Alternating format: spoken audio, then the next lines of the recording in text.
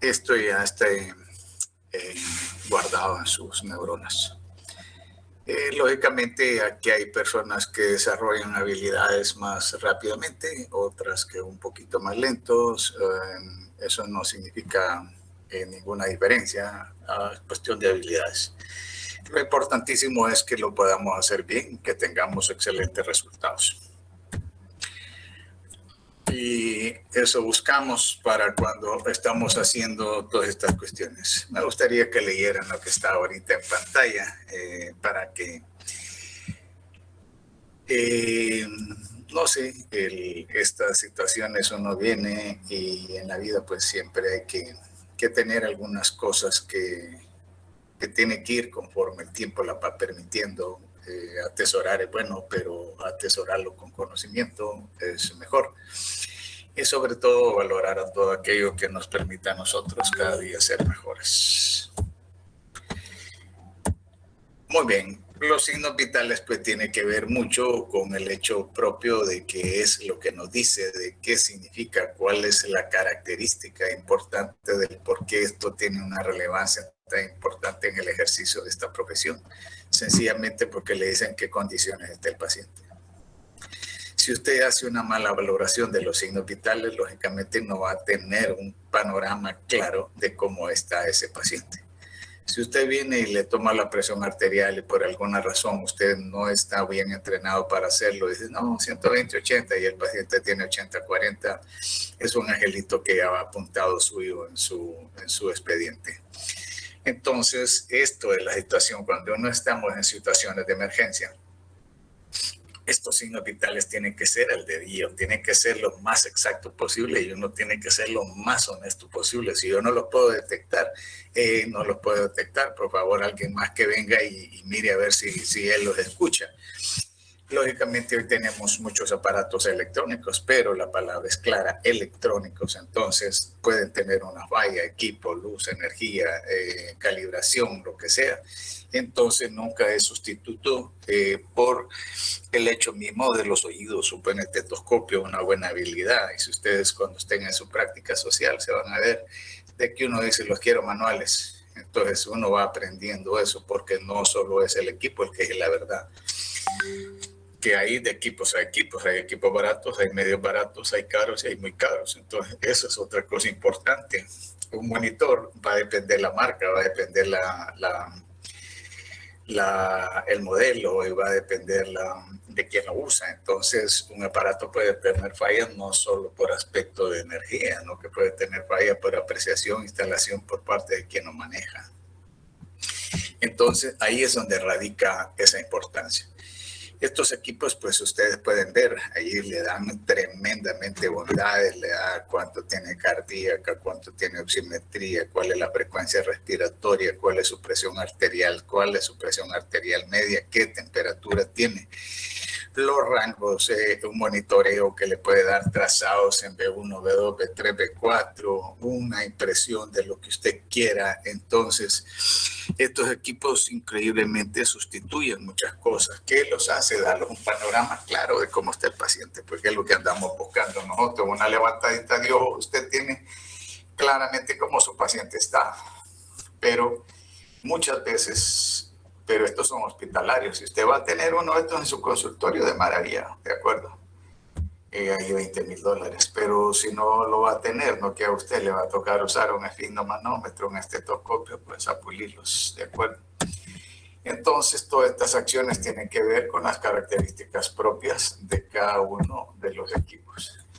Entonces, normalmente, pues uno viene y hablamos de estas tres cosas.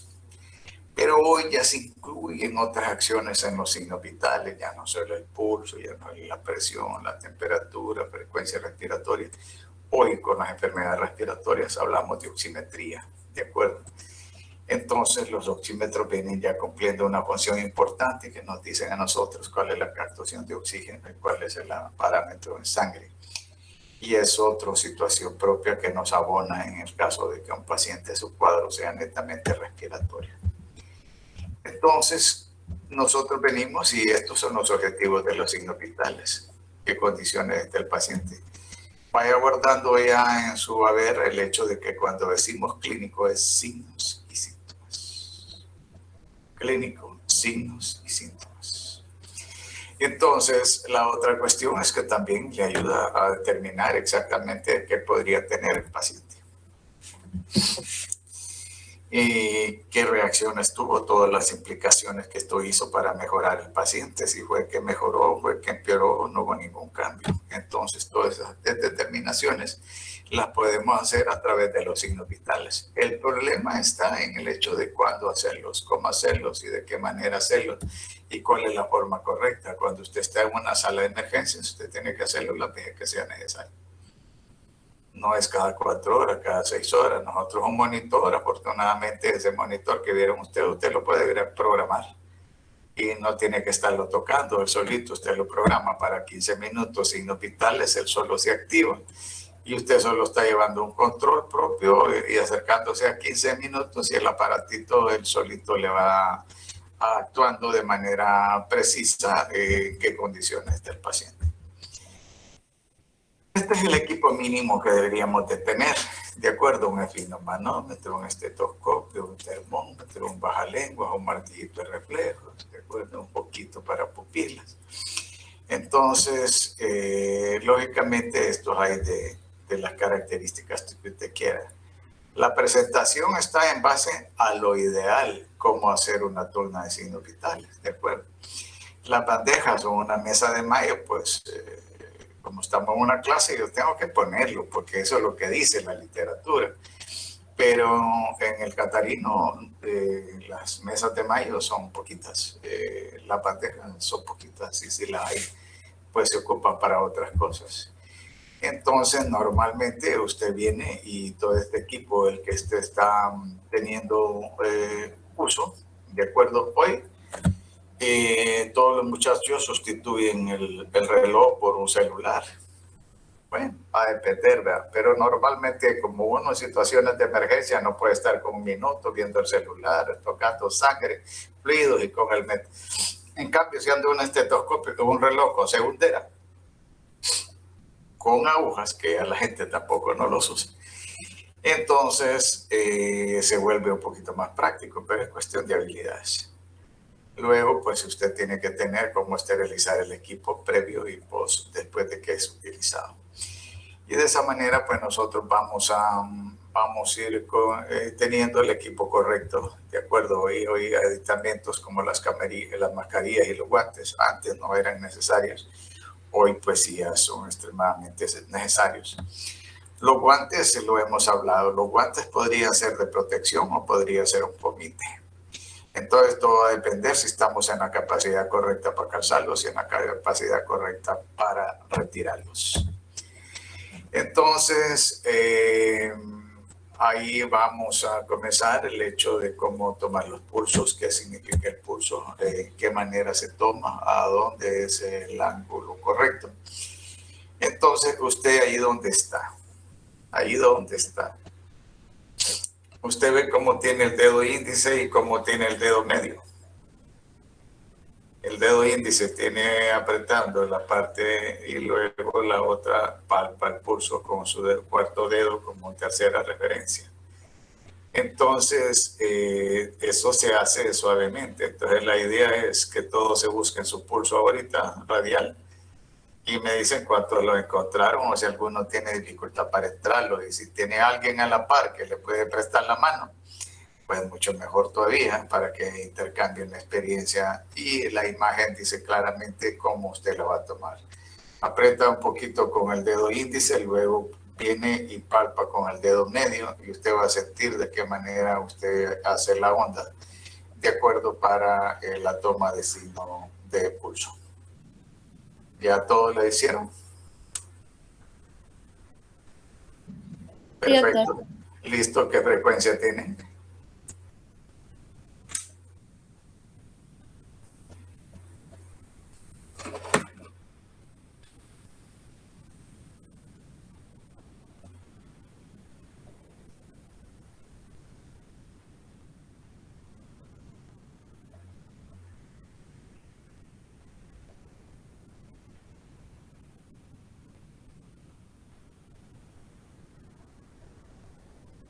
frecuencia andamos? ¿Cuánto?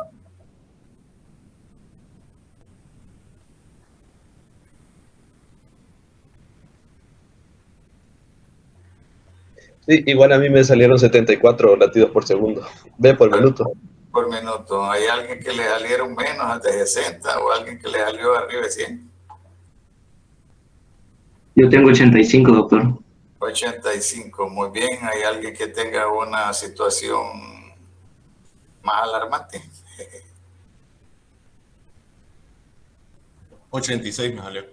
86, muy bien. Yo asumo que todos ustedes son atletas, ¿va? ¿O no? No. 79 me salió a mí, doctor. ¿Cuánto? 79. Muy bien. ¿Hay alguien que esté abajo de 60? ¿Alguien que esté abajo de 90?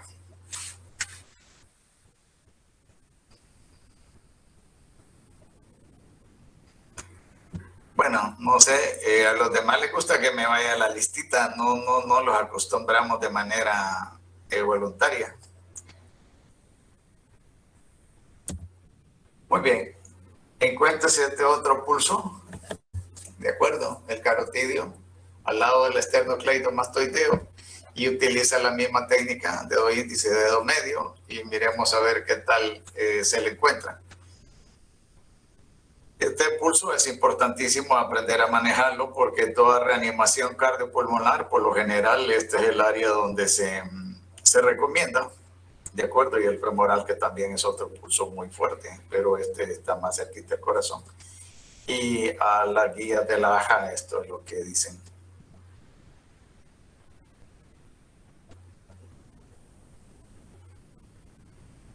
¿Alguien lo tiene ya?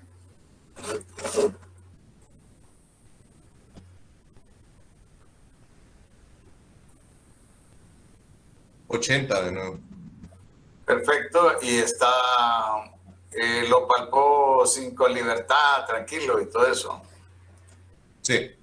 Muy bien, ¿alguien más? A mí también 76. Todos se lo pasaron, hay unos que no lo han logrado. Dio 78, doctor. Perfecto, seguimos viendo de que estamos dentro de rangos normales, significa que vamos haciendo las ecuaciones igual.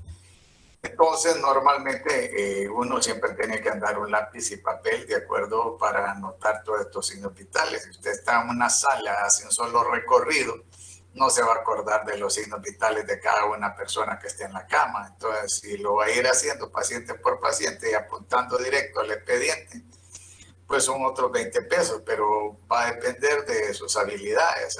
Si normalmente uno, pues, no tengo idea, Catarino, cuántos pacientes hay por cubículo, pero en el hospital escuela donde yo hice mi práctica médica, normalmente eran 4, entonces uno iba evacuando cubículo por cubículo y eso le permitía un poquito más de rapidez.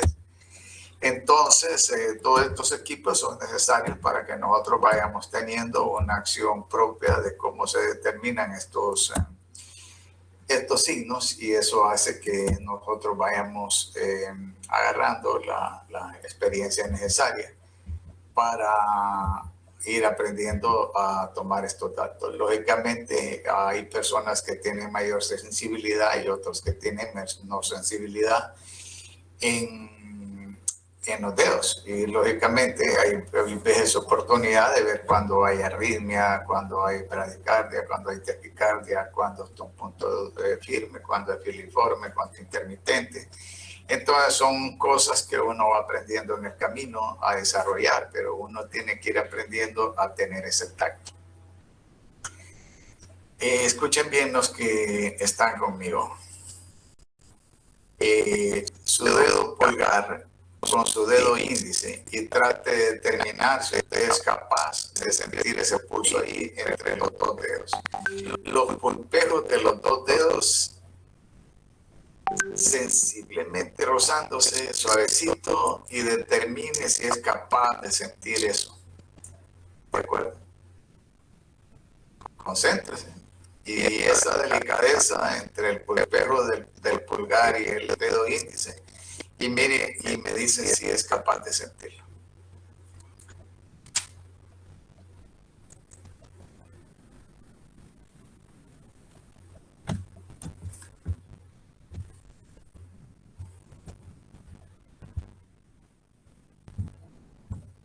lo logró? Yo sí Me parece que lo escucho. Se lo siento. Perfecto, eso es la cosa que uno tiene que aprender a desarrollar, ¿de acuerdo? Para volverse un poquito fino en estas cuestiones, porque usted es un paciente que le llega con cambios de coloración en miembros inferiores, en distales, por trauma, por diabetes, todo eso tiene que determinar si tiene pulso débil, no tiene presencia de pulso, y la única manera que lo puede hacer es desarrollando esa característica importante, ¿de acuerdo? Y como uno lo desarrolla, haciéndolo y haciéndolo, no hay otra manera, ¿de acuerdo? Tal como dice la Zamorano, se aprende trabajando. Entonces, en esto es igual, el problema es que hay que empezar a hacerlo bien desde el inicio, desde el comienzo. Entonces, normalmente estos signos vitales usted tiene que hacerlos cuando llegue el paciente, cuando se ve el paciente, cómo lo recibió, cómo lo despachó. La otra cuestión es si sus cambios son dentro de los límites de normalidad. La otra situación es si el paciente requiere seguirlo controlando, si requiere monitorizarlo, o con qué frecuencia habría que monitorizarlo por el hecho mismo de cómo está esa situación del pulso, cómo está su ritmo. Si tiene algunas situaciones en las cuales se ve inmerso una emergencia, si amerita un tratamiento, si amerita un estudio especial, si amerita una fármaco. Entonces, todo esto, ¿cuál fue la causa básica de por qué hay una bradicardia, una taquicardia, una arritmia cardíaca? Entonces, eso nos lleva a nosotros que cada una de estas acciones en las cuales lo vemos nosotros todos los días, tengamos la capacidad correcta para determinar si está dentro de lo normal o se está saliendo de lo normal. Por ejemplo, si usted viene y hay un paciente con una frecuencia cardíaca de 120, 130, es un tipo atlético que no tiene antecedentes y está presentando, ese tipo está muriendo. Porque nunca había tenido un ritmo de 140, normalmente 70, 75, ahorita lo tiene el doblado, entonces se siente que el corazón se le está saliendo. No así como cuando la gente tiene normalmente un ritmo cardíaco alto porque no tiene un corazón potente, porque no quiere ejercicio, porque nunca se dedicó a hacer deporte. Entonces eso nos lleva a determinar exactamente cómo hacer nosotros para que estos pacientes se sientan atendidos, se sientan valorados y sobre todo que cayeron en mejores manos. Entonces, ¿qué hacemos nosotros? Una es que usted tiene que sentar cómodamente al paciente. Dos, si ese paciente lo dejó el bus allá unas 5 cuadras de donde usted iba a atenderlo, pues siéntalo. Y deje que se desagite, como dicen en el pueblo, ¿de acuerdo? Porque esa caminadita, y si no está acostumbrado, el hombre le va a ver taquicardia. Una vez que ese paciente ya ha pasado 15 minutos, ya repuso su frecuencia respiratoria, ya está normal, entonces usted comience a valorar, ¿de acuerdo?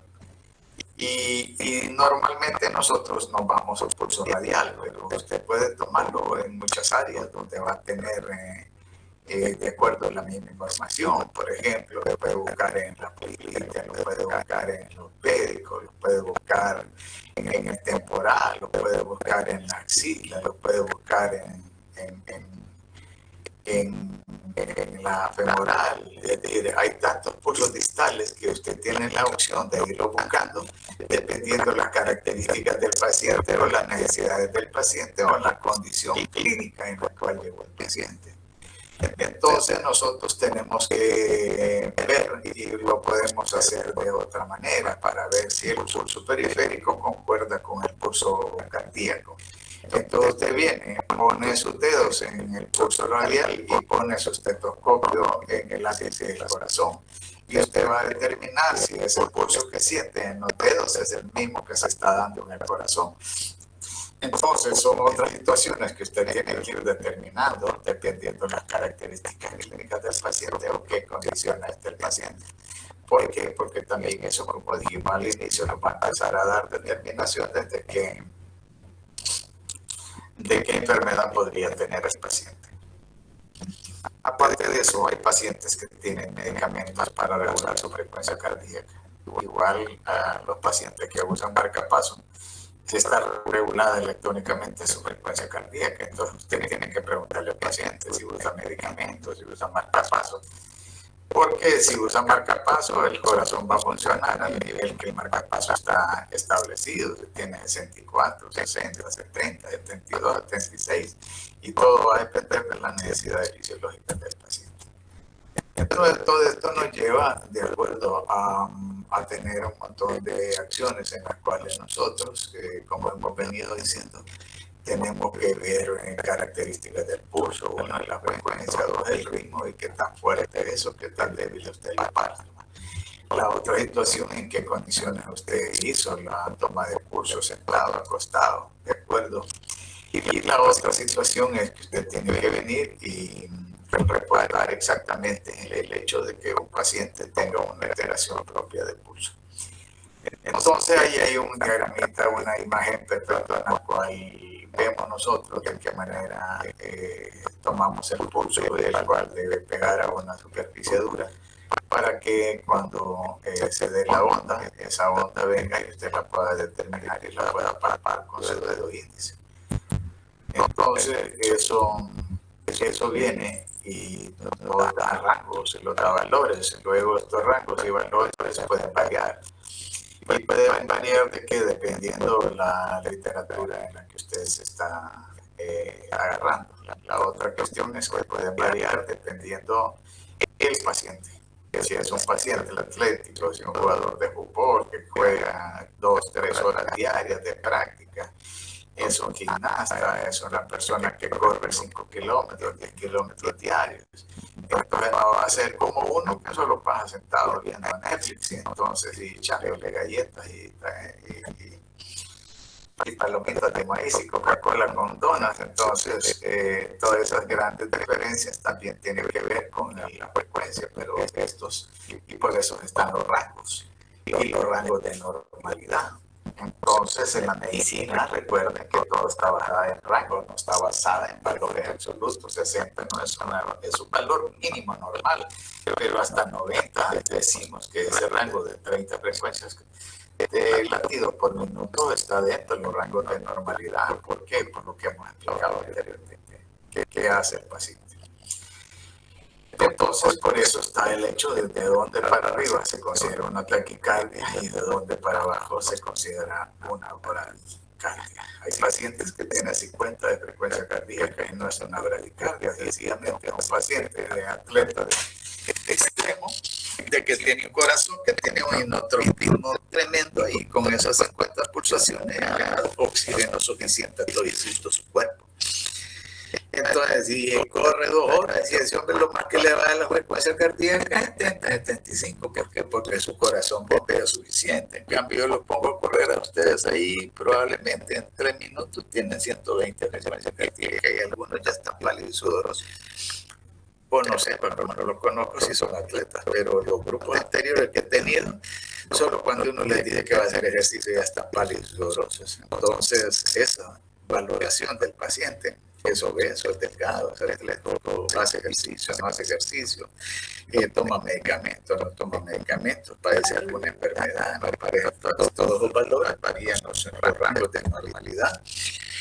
Y nosotros tenemos que detallar esas situaciones para considerar si el paciente está bien o está mal. Esta es una tabla generalizada, ¿de acuerdo? Nosotros como hondureños, como latinos, no tenemos medidas de valores antropométricos, ni mucho. Entonces eso hace que nosotros adoptemos la literatura de otros países. Y si ustedes ven, ahí están los rangos de normalidad en las pulsaciones por minuto por edad.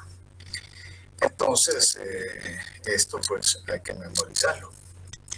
Estos valores uno ya tiene que tenerlos en su haber para cuando los ocupe, sabemos cuando lo estamos enfrentando a una situación propia de alarma con un paciente. Igual que la literatura anterior, esta presentación igual se la voy a mandar a los compañeros para que la compongan con ustedes. De acuerdo, podrían haber algunas diferencias con alguna literatura, pero los rangos de normalidad siguen siendo los mismos. Entonces, lógicamente, la clínica, cuando uno la va puliendo, uno va agarrando práctica, uno va haciendo la... Entonces, uno tiene que ir haciendo lo que van a hacer internistas tremendamente, como determinan los cirujanos, son otros que tienen mucha experiencia, no digamos los intensivistas. Entonces, el pulso tiene varias fases, ¿de acuerdo? Tiene una fase ascendente rápida y una fase ascendente suave. Normalmente, dentro de estas fases hay lo que se llama amplitud. Y eso viene en lo que lo da la ritmicidad del ritmo cardíaco. Y la ritmicidad del ritmo cardíaco va a depender del estado del corazón. Entonces, por eso hay una cantidad de pulsos, ¿de acuerdo? Y eso se determina en un trazado electrónico, ¿de acuerdo? Que nos da tremenda información, dependiendo de cómo está la polarización, despolarización, y por eso cuando ustedes tienen un electrocardiograma, este complejo QR, de acuerdo, que está basado en estas acciones propias del corazón, que tiene su propio sistema vascular y su propio sistema nervioso, que se llama como...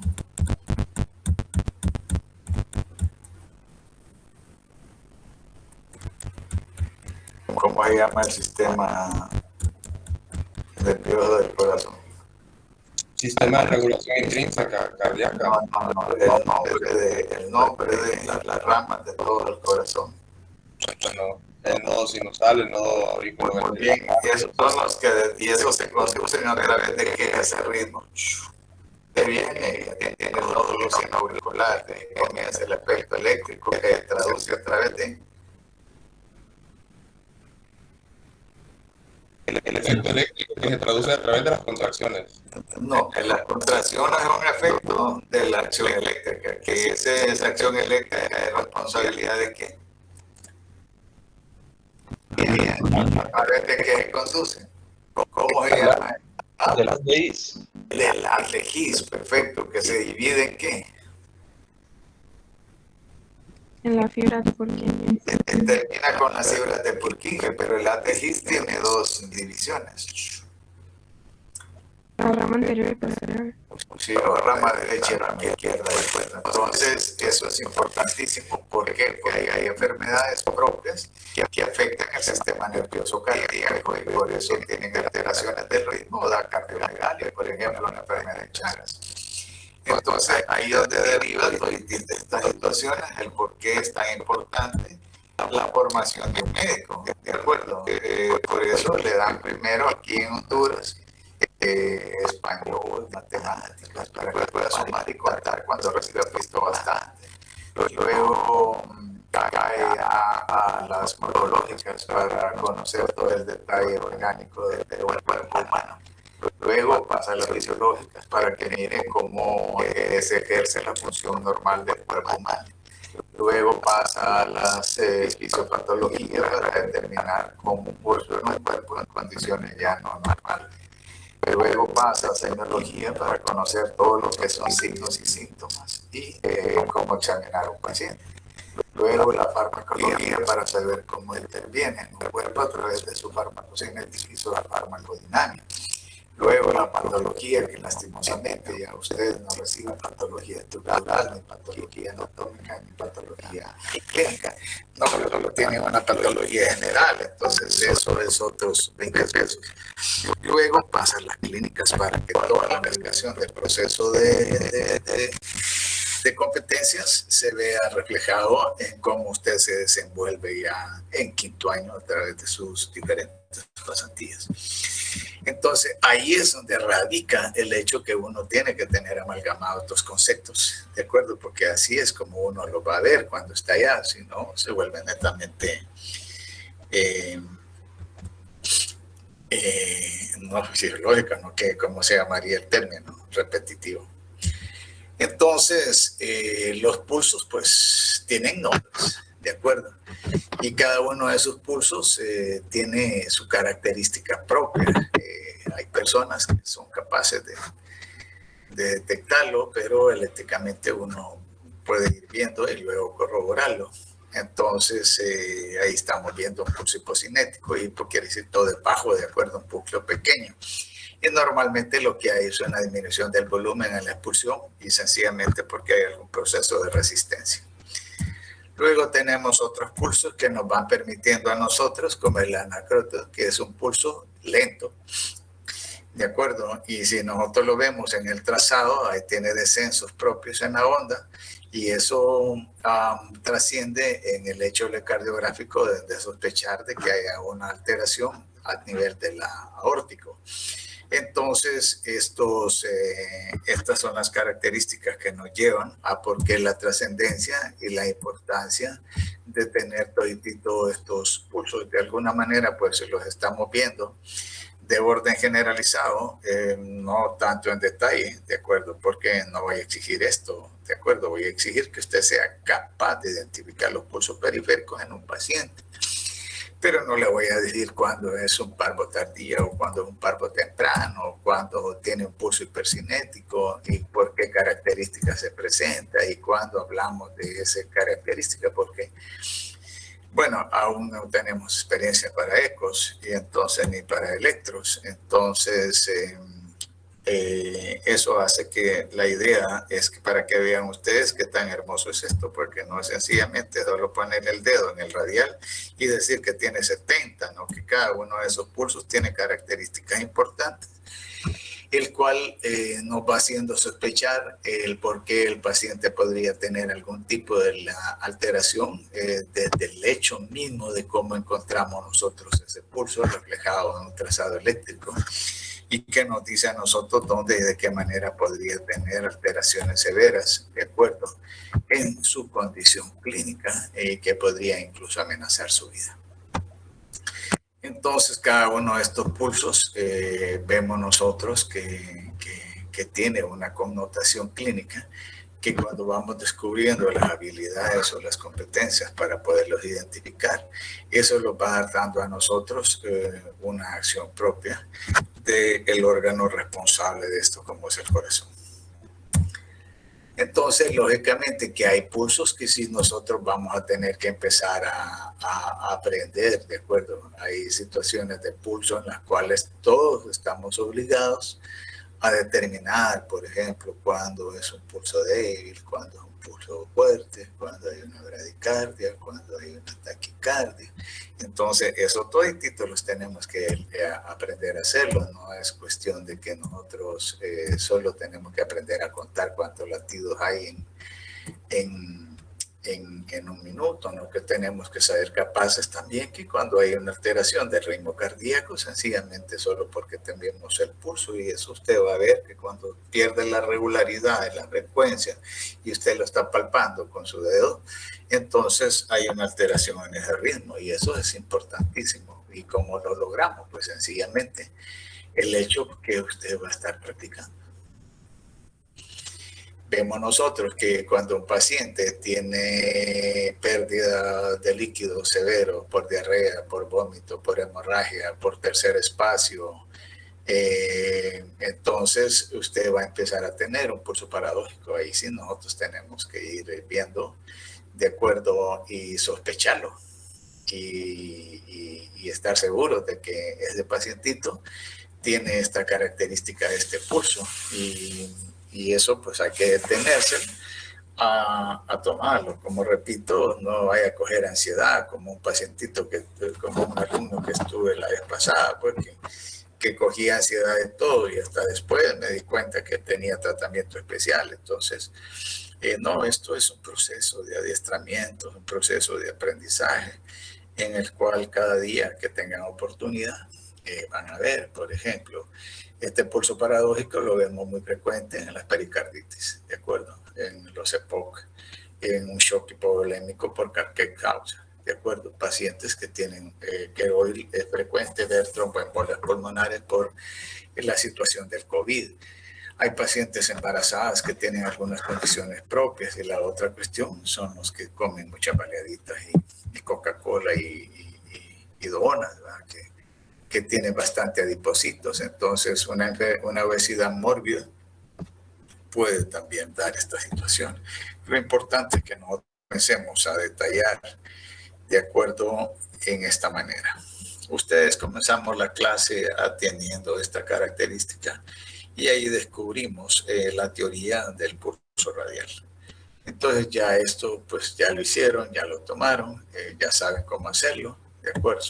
El pulso carotidio pues es otro pulso en el cual ustedes ya muchos participaron y se lo encontraron. Luego el pulso axilar es otra forma donde nosotros podemos encontrar. Ahí tiene la imagen, cómo se colocan los dedos en la axila, ¿de acuerdo?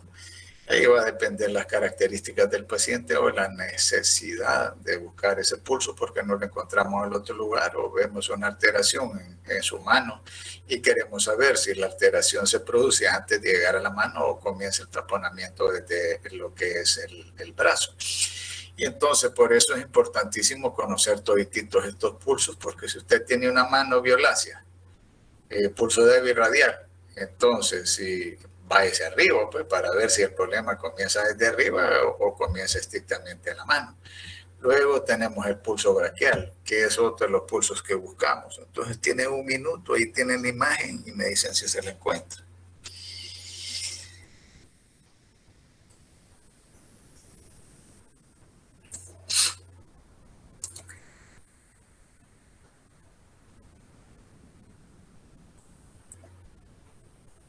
¿Alguien se lo dio?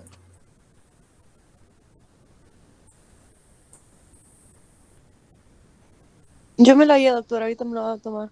Excelente. ¿Hay alguien más que también la encontró? Yo también lo encontré, doctor. Es la misma técnica, índice medio, ¿de acuerdo? No hay pérdida. Yo también me lo encontré. Excelente, esperamos que el resto de compañeros igual. Y si no, pues tendrán una vida para... ¿Cuántos pulsos llevamos ya que podemos tomar? Ahí tenemos el pulso femoral, ¿de acuerdo? Están en su casa. Espero que estén solos en la clase y trate de encontrárselo, ¿de acuerdo? Es un pulso altamente firme y fuerte.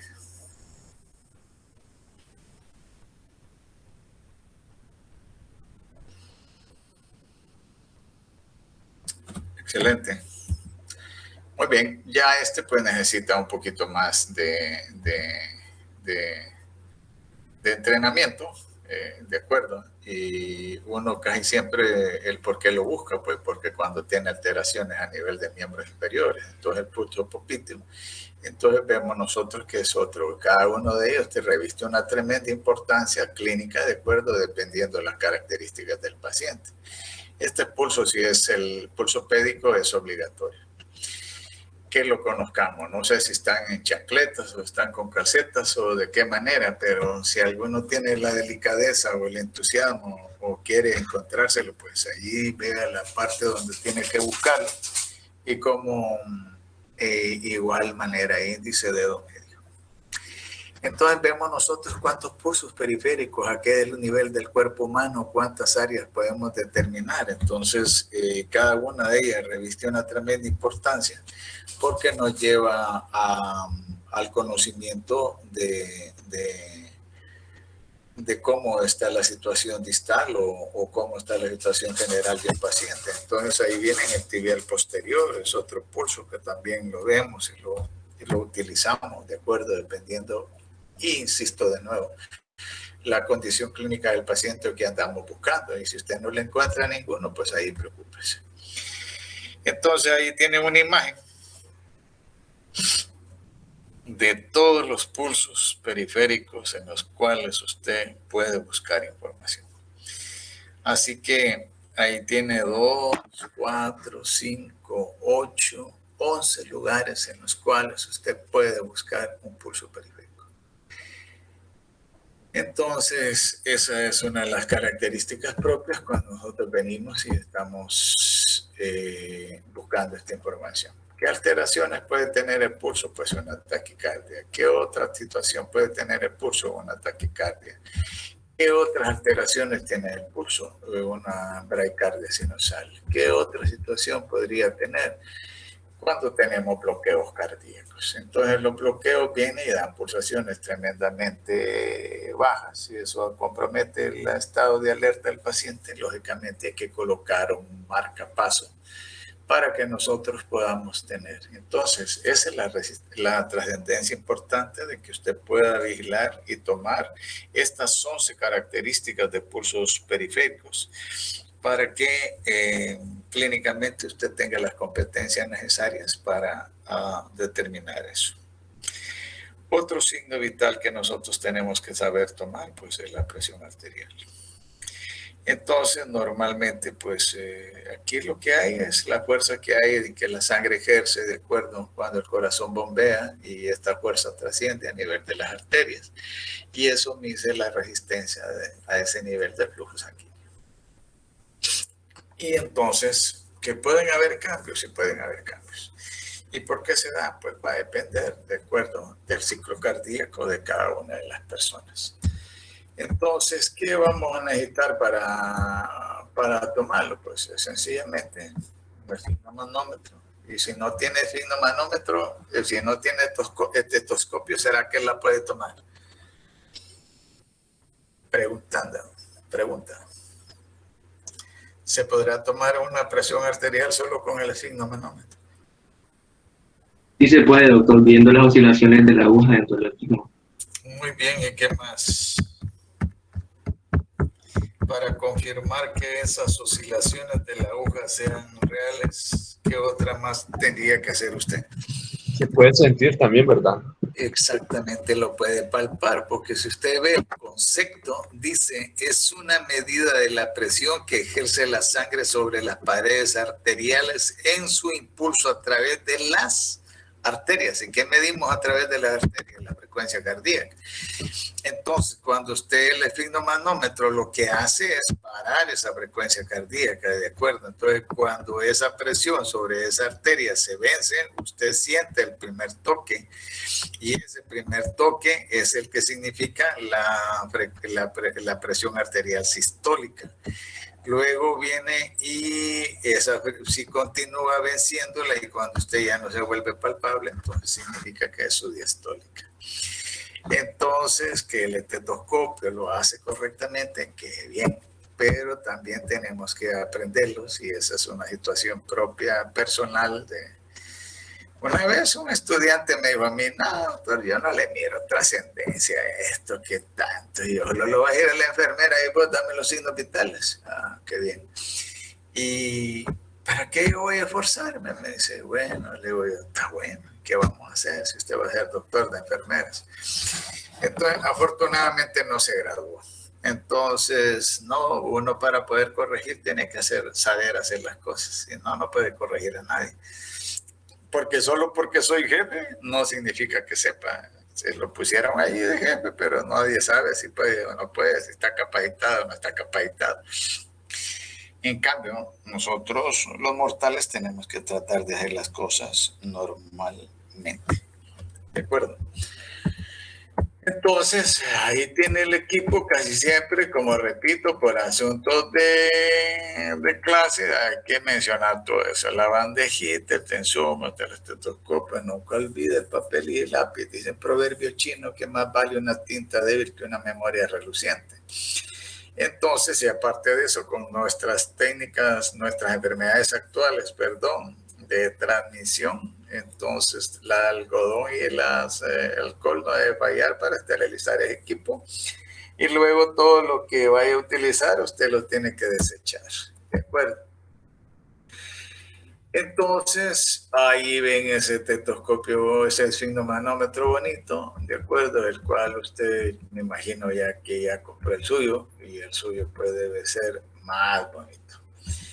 Entonces usted viene y le dice al paciente, mire, por favor, siéntese, póngase cómodo, descúbrase totalmente el brazo tal, derecho, izquierdo, retírese su camisa o súbase la camiseta hasta arriba. Luego acomode ese brazo en este lugar, usted viene, le pone el brazalete, ese brazalete tiene que estar el borde inferior 2.5 centímetros arriba del pliegue del codo. Vuelvo y repito, el borde inferior del esfigmomanómetro debe estar 2.5 centímetros arriba del pliegue del codo. 2.5 centímetros es equivalente a 1 pulgada. Entonces, cerciores de que el equipo que está utilizando está bueno, que la perilla está buena, que está suavecita, que no está dura, que no está mamada, como dice un amigo mío, de que no se le escape el aire, entonces, y que ese equipo esté bueno. Y entonces comience a contar todas las pulsaciones que tiene. Diga. También es importante asegurarse de que esté bien calibrado, porque muchas veces no está en el centro del cero, puede estar desviada la aguja. No le escucho muy bien. Si puede repetir. ¿Y ahora? Hoy sí. Sí, decía que también es importante asegurarse de que esté bien calibrado, porque muchas veces la aguja no está completamente en el cero, a veces está desviada, ya sea hacia la izquierda o a la derecha, y eso puede afectar en el resultado. Correcto, es importantísimo. Tenemos que ver que el equipo que vamos a utilizar esté en las condiciones óptimas. Si no, todo eso afecta al paciente, no lo afecta a nosotros. Entonces, ahí perdemos un tremendo problema de responsabilidad. Pues esto es lo que hemos venido hablando de cómo es el procedimiento, ¿de acuerdo? Y cómo eso se toma. Ahí hay una imagen, ¿de acuerdo? Estos espignos son bonitos porque usted pone el manómetro de frente a usted. Entonces, eso hace que no se le vaya a torcer la nuca.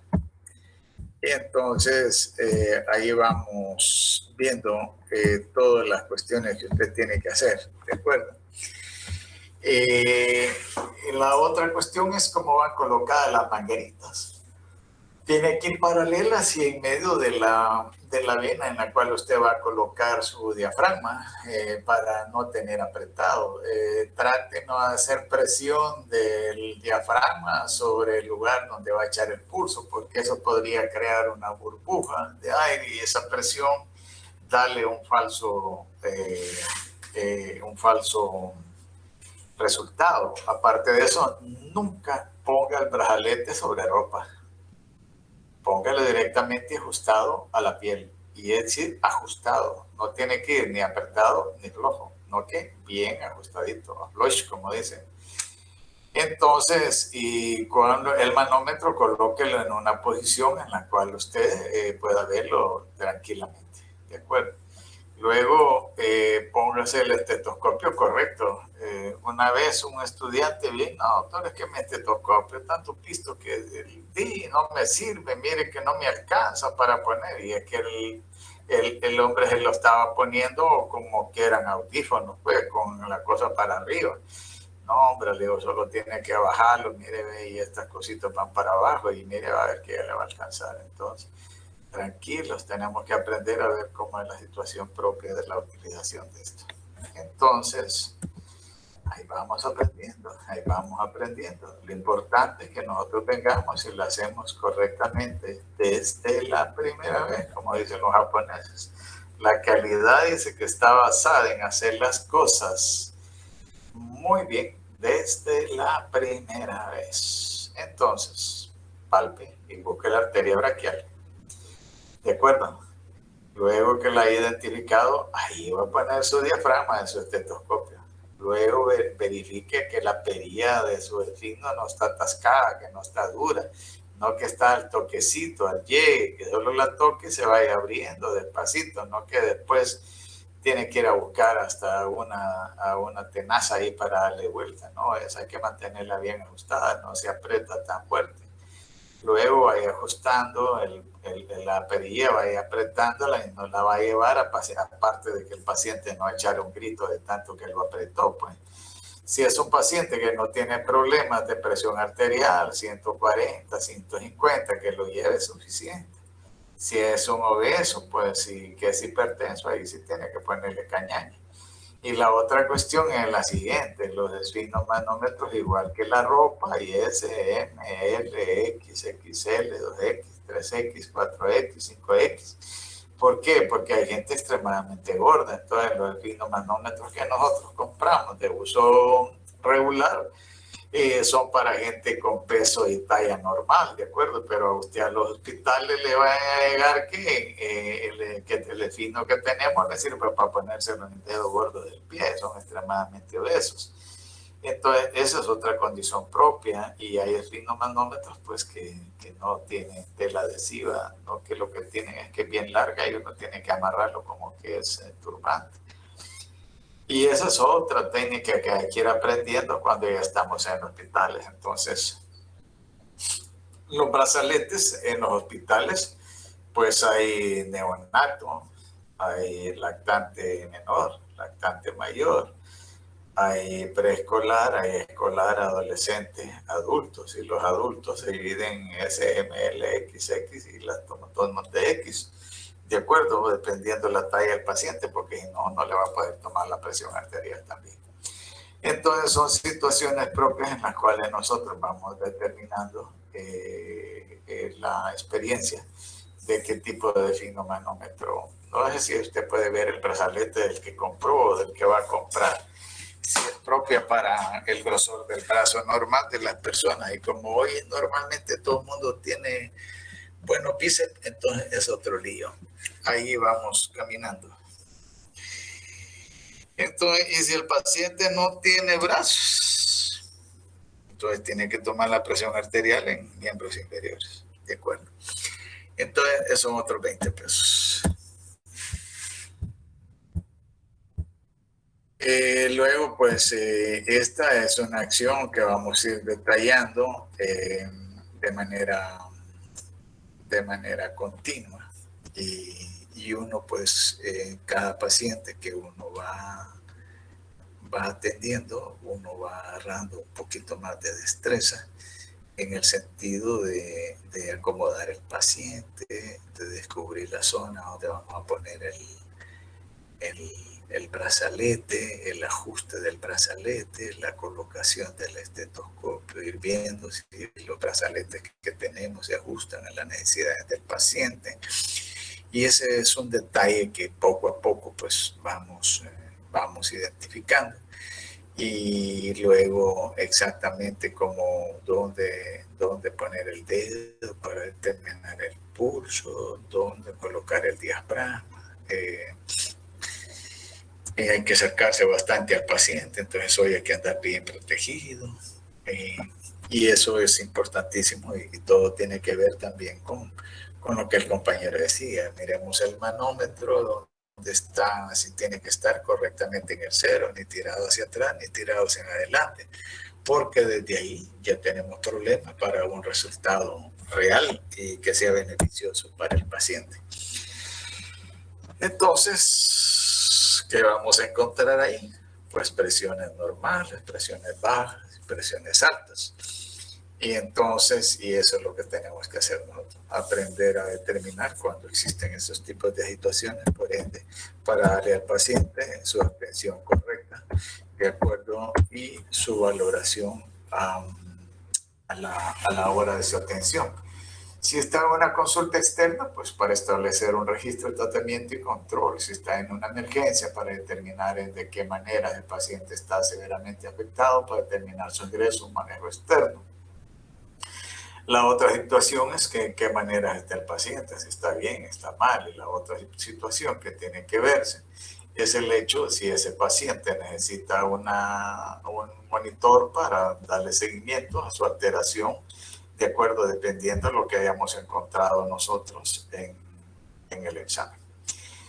Hay estos termómetros de mercurio que son muy buenos. La única desventaja es que hay que saberlos calibrar, son muy sensibles para los golpes. Hay hospitales donde existen. Hay otros que ya los hospitales tienen mucho pisto y a estos ya no los usan, ¿no? Que todos son electrónicos, automáticos.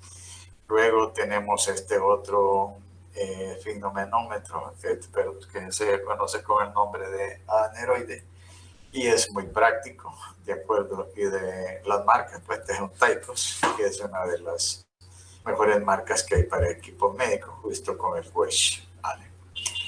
Luego ahí van a ver ustedes lo que estamos hablando, que hay small, hay medium y hay large. ¿Cuál es el sentido de esto? Pues dependiendo de la grosura del brazo del paciente. Así es el brazalete que nosotros tenemos que tener para tener una adecuada toma. Existen estos otros aparatitos, ¿de acuerdo? Que ahí llega la gente a las 5, a las 2 de la mañana, 1 de la mañana, que se despertó, se tomó la presión con un aparatito de esto, le apareció que tenía 500 bajo 300. Llegó a la emergencia que ya le iba a dar un infarto y usted le toma la presión, el hombre está normal y es porque no sirven, pues nuestros aparatitos no son de gran calidad. Entonces, nunca han sustituido el estetoscopio y el oído, esos sí son reales. Entonces, vemos nosotros que aquí estos son los factores en los cuales nosotros tenemos que determinar la presión arterial. Entonces, una es fumador, hace ejercicio, no hace ejercicio, está bajo condición de dolor, está bajo condición de presión, qué medicamentos toman, que los antigripales tienen fenilalpalanina, tienen clorfeniramina. Entonces, todo esto se aumenta en la frecuencia cardíaca y eso hace que haya una alteración. Entonces, tenemos que pensar en los factores de riesgo que este paciente tiene y por eso se ve alterada su presión arterial. Entonces, son otras preguntas que nosotros tenemos que hacer al momento de examinar a un paciente. Entonces, ahí tienen los nombres de algunos, las características de algunos aparatitos, ¿de acuerdo?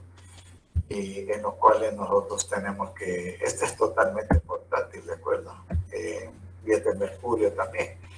Entonces, ahí hay una imagen donde están determinados, esto de repente ustedes ya no lo van a volver a ver, hay médicos que les fascinan estos equipos, los tienen bien calibraditos.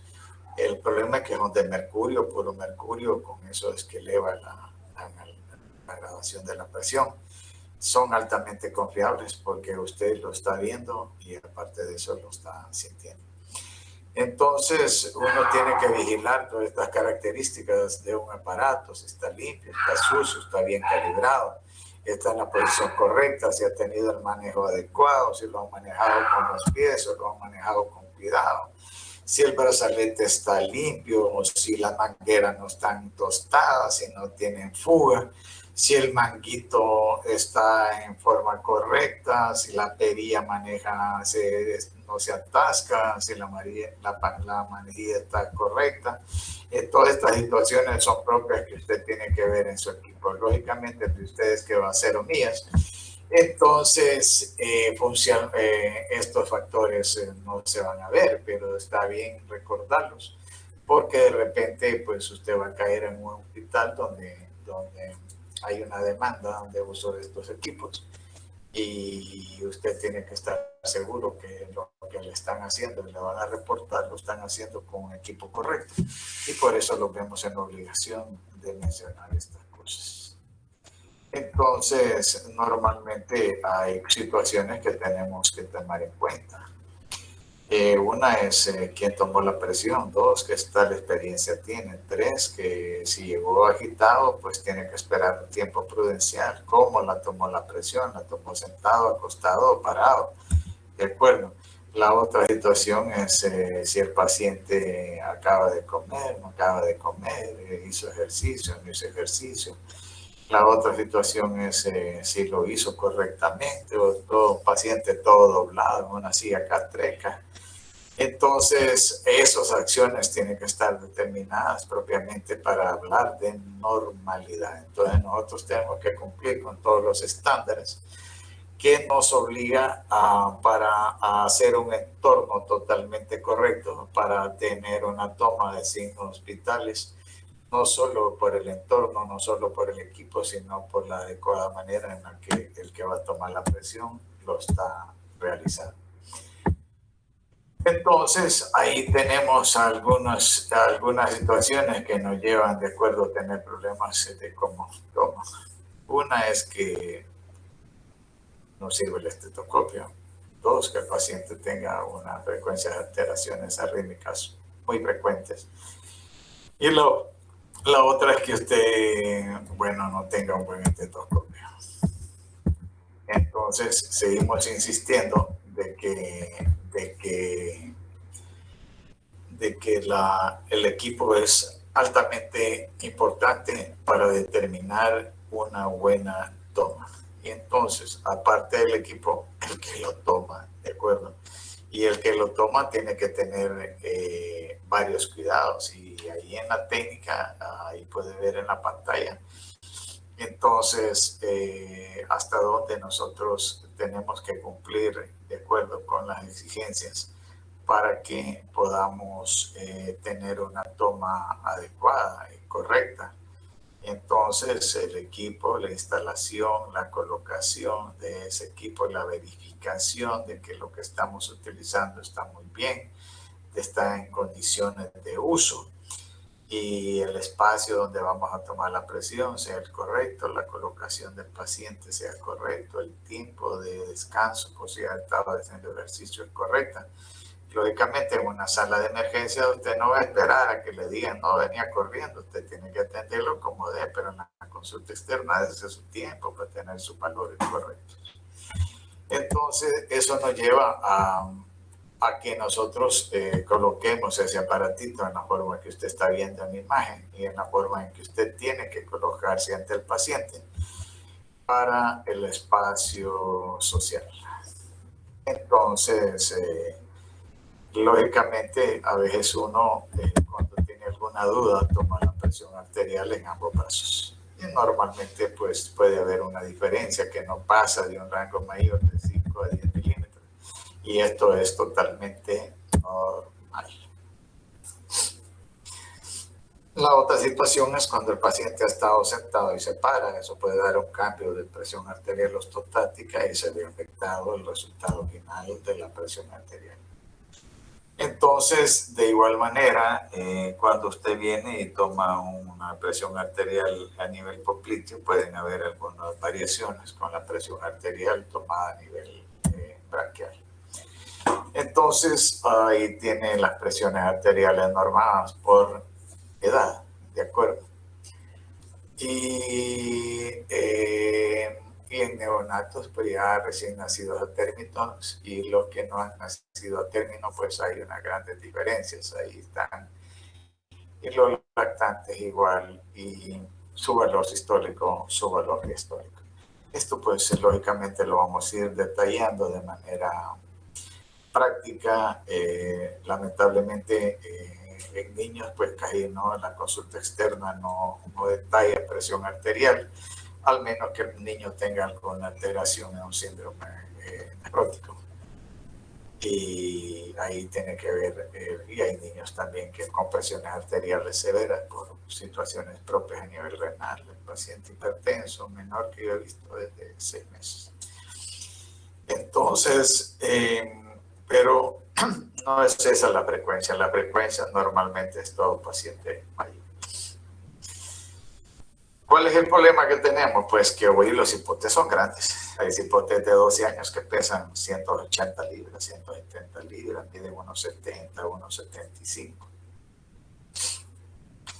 ¿Y cuál es la otra situación? Pues que tienen una dieta totalmente diferente a la que nosotros tuvimos. Entonces es bien frecuente encontrar pacientes muy jóvenes con presiones arteriales elevadas. Entonces ahí es el hecho mismo de cómo nosotros, el por qué este signo vital se vuelve tan importante. Porque la hipertensión arterial se conoce como una enfermedad que se le llama asesino silencioso.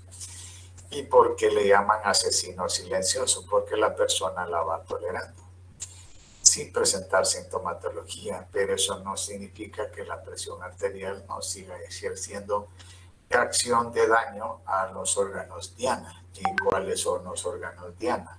Cerebro, corazón, ojos, pulmones, riñón, ¿de acuerdo? Y vasos sanguíneos. Entonces, eso nos lleva a que nosotros tenemos que vigilar un signo vital de importancia muy trascendental por el hecho mismo de la cantidad de personas en las cuales esto se ve muy frecuente, que tiene que ver mucho con los hábitos propios de cada uno de nosotros. Cómo nos alimentamos, somos sedentarios, somos activos, con qué comemos, ¿de acuerdo? Bajo qué situación de estrés vivimos, si es fumador, no es fumador. Entonces, todos estos riesgos nos llevan a nosotros a valorar este valor de signo vital que nos da tremenda información en cualquier área del paciente. Lógicamente, en las emergencias es de valor importantísimo. Máximo cuando venimos pacientes altamente comprometidos, no que está al revés, no hay una hipertensión arterial, no que hay una hipotensión arterial, y en un paciente con hipotenso que no sea pérdida de volumen, estamos hablando de que podría tener un problema de sepsis, ¿de acuerdo? Y eso pues nos lleva a sospechar cualquier alteración. Un paciente con una hemorragia va a estar hipotenso, un paciente con pérdidas de volumen, por diarrea, por volumen, por falta de ingesta, por sudoración profusa, va a estar hipotenso, un paciente séptico va a estar hipotenso.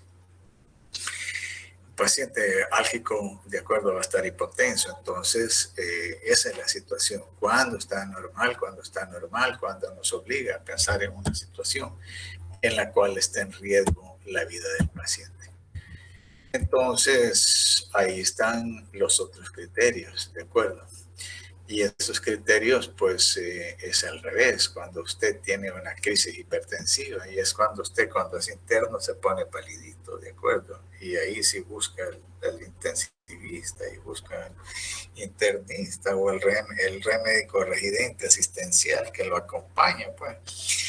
Porque llega un paciente con 220, 140 presión arterial y que le está vomitando y no mira y la cefalea que tiene es intensa y usted dice, bueno, cualquier rato se me infarta, no tiene medicamentos en emergencia y usted pues es una persona responsable y usted se preocupa porque esos pacientes no se le van a morir. Pero si no es como me cuentan algunos ahí, bueno, ¿y qué haga yo? Pues otro que se va a dar San Pedro. Pues eso no es así, la indolencia no es una recomendación propia en nuestra profesión. Nosotros debemos de ser altamente responsables con nuestros pacientes, que no hay algo en el área donde trabajemos, pues uno con mucho respeto le dice al familiar, mire, no hay nada, mano, y ocupo esto porque no le puedo mejorar a su paciente. Entonces la gente hace lo que pueda. Entonces, ese es un problema que tenemos que aprender a manejar, las crisis hipertensivas, ¿de acuerdo? Que son altamente frecuentes en nuestros hospitales, ¿de acuerdo? Entonces hay que empezar a... Esto de la presión arterial es un poquito bien conflictivo. Por ejemplo, y no conozco las señoritas de la sección, pero me imagino que deben de andar entre 95 y 160 libras de peso, un 80%. Las que andan por 110, 120 libras deben de tener una presión arterial de 90, 60, 170, ¿de acuerdo? Y eso no significa que estén hipotensas, ¿no? Que ese es su valor, su antropometría da ese rango de presión arterial. Pero, ¿qué pasa con una mujer que tiene 90, 60 y vive su vida, baila su vida, canta su vida, trabaja su vida con 90, 60 y no tiene problemas? Y dice la nomenclatura que es normal entre viento 130, 90 y 90, 60. ¿De acuerdo? Pero ahí es donde caemos en la trampa.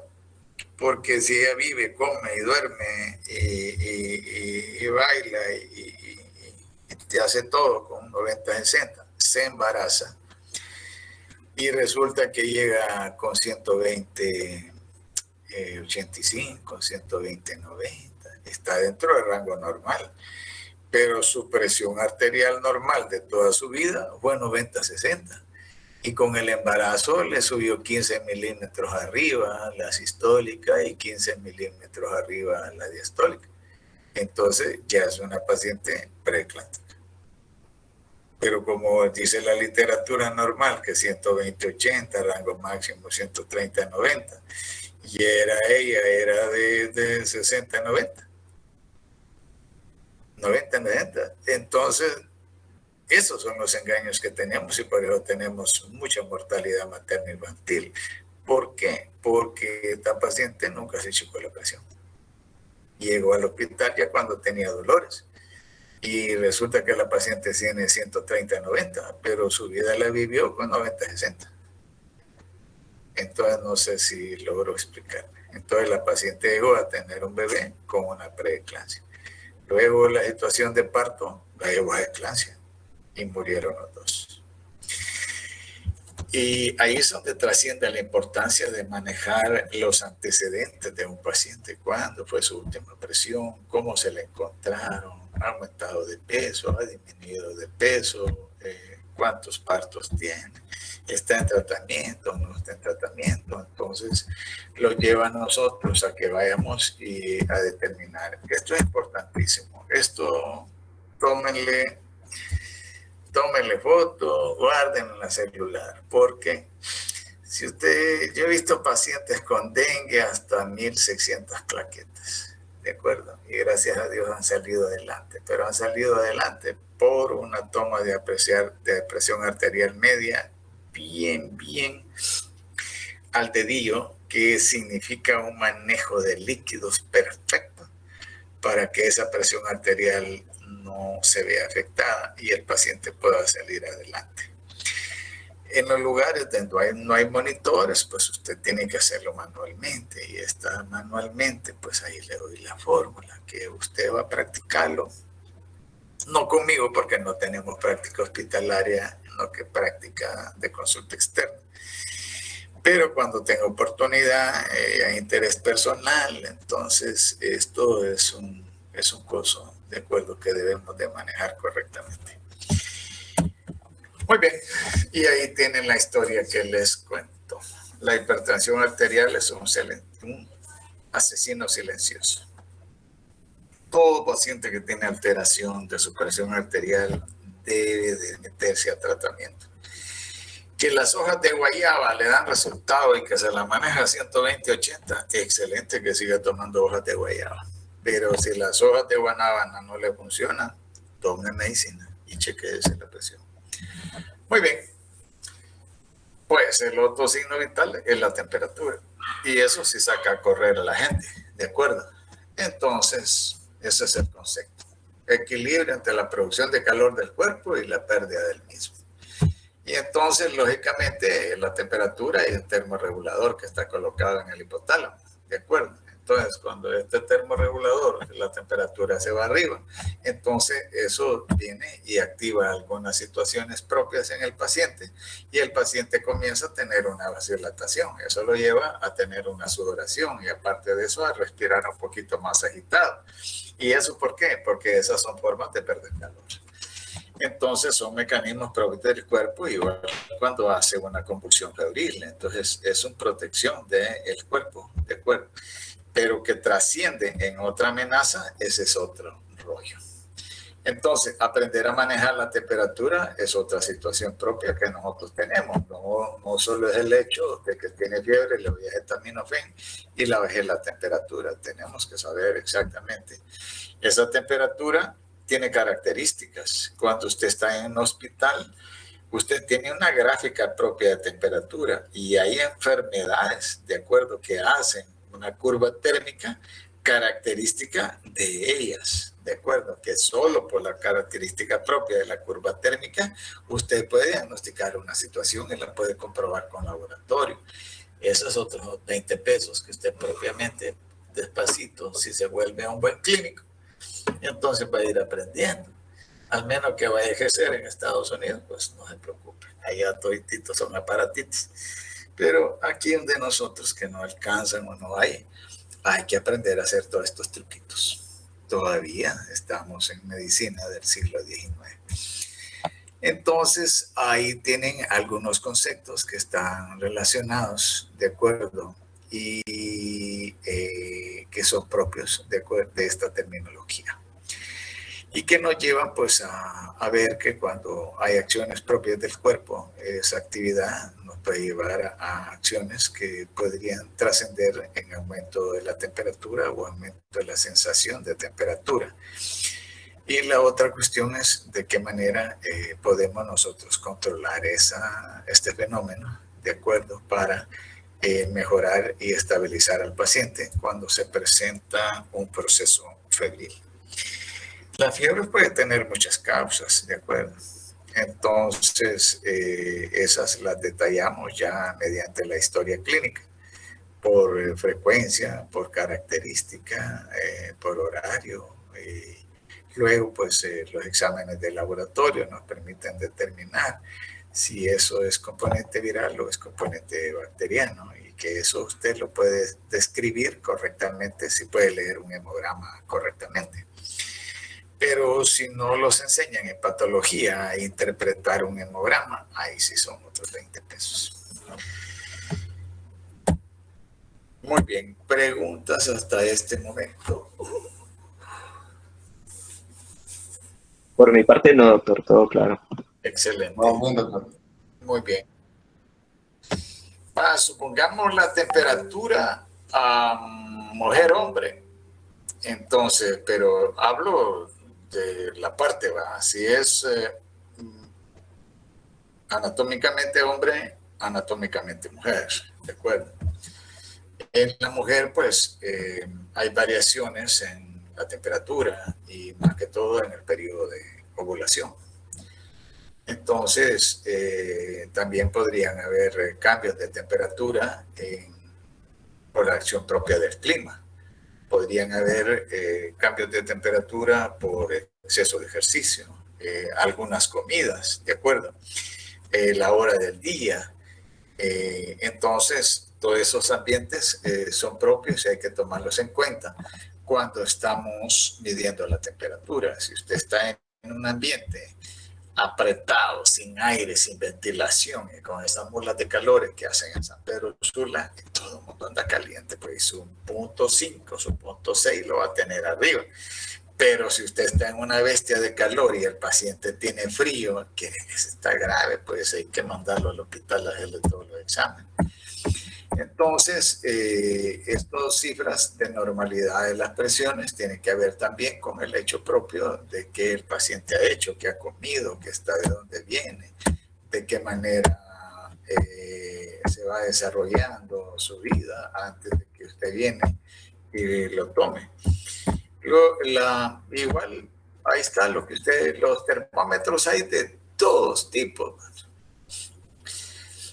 Hay de contacto, hay de rayos láser, hay de ópticos, hay de mercurio, hay cintitas térmicas. Es decir, hoy se han inventado un montón de características. ¿Cuál es el mejor?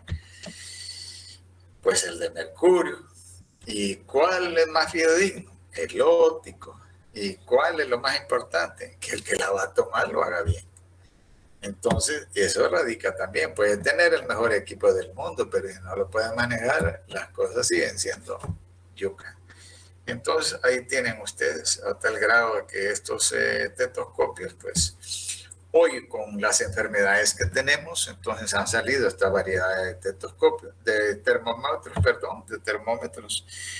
Y, por ejemplo, el que tiene en la parte superior del lado derecho, este trae de oído y este trae un protector que es desechable. Cada paciente se calza ese protector, se le toma la presión y se bota. No entra en contacto con el paciente. Los otros van a ver digitales y es lectura de mercurio.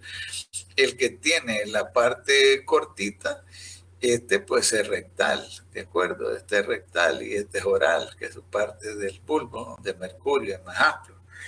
Y estos pues son más fidedignos. ¿Cuál es el problema? Que hay que tenerlo más tiempo en el área de toma temperatura. ¿Cuál es el tiempo correcto? Pues arriba de 3 minutos. Entonces, para tener una... ¿Cuál es el problema? Cuando lo va a hacer oral, que el paciente no lo esté raspando con la lengua, porque si lo raspa con la lengua, el bulbo de mercurio le va a elevar la temperatura, entonces va a tener un dato falso. Normalmente estos termómetros traen de valor de 35 a 42 y hay gente que le dice, no, tenía 44 de temperatura, ni marcaba el termómetro de la fiebre, porque pues, normalmente somos hondureños y siempre tenemos problemas con mitomanía. Entonces, ¿qué va a hacer? Pues normalmente hoy estos se volvieron personales, ¿de acuerdo? Por aspectos de clase yo estoy diciendo qué es lo que hay que hacer, pero hoy los termómetros, usted va a un hospital y usted lo paga y es solo para usted y cuando usted se va es suyo, ¿de acuerdo? Normalmente ya no entra en contacto con el paciente por las características propias de las enfermedades que hay. Pero en todo caso, si le va a tocar, hay que aprender a limpiarlo, hay que aprender a utilizarlo y sobre todo usar termómetros, ¿de acuerdo? Que no son agresivos para el paciente. Ahí tienen una imagen, ¿de acuerdo? De cómo tomar una temperatura axilar. Se hace.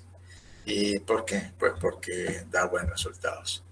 Luego están viendo otra imagen donde se está tomando la temperatura a nivel del oído. ¿Cuál es una de las ventajas? Que el niño no lo ve como una agresión, no se asusta y la mayoría, no el 100%, la mayoría colaboran. Entonces, y si usted ve una imagen más chiquita, va en el conducto auditivo donde lanza una luz y esa luz es reflejada a nivel del tímpano y luego de vuelta al aparato para garantizar la fiebre. Luego tenemos este que es digital, que de una vez se trasciende. ¿Cuál es el problema de esto? Son muy sensibles. Entonces, ahí tienen algunas precauciones en las cuales nosotros tenemos que tener mucho cuidado a la hora de tomar, igual que cualquier equipo, verificar que esté en condiciones de 1, 2, que esté totalmente limpio, 3, utilizarlo en el lugar correcto y 4, hacer una lectura correcta del resultado en el cual usted se inmerso, ¿de acuerdo? Entonces, ¿y dónde el paciente? Pues igual, usted tiene que ver que el equipo esté bueno, tiene que ver que usted pueda leer adecuadamente la forma en que va graduado si es digital, pues no lo tiene que leer, pero si es un termómetro mercurio donde tiene que saberlo colocar para graduar la imagen, hay que tener la experiencia correcta para estar de eso. Y sobre todo, nunca olviden explicarle al paciente qué van a hacer con él, ¿de acuerdo? Para que él esté informado de qué se le va a hacer y cómo se le va a hacer. Hoy hay termómetros que todos traen protector, ¿de acuerdo? Y lo coloca en la axila, trae protector, lo trae en el oído, trae protector y eso se va desechando, cada protector de esos. Y eso le gusta al paciente en los hospitales. Pues lo que hacemos es sencillamente que cuando está llena la...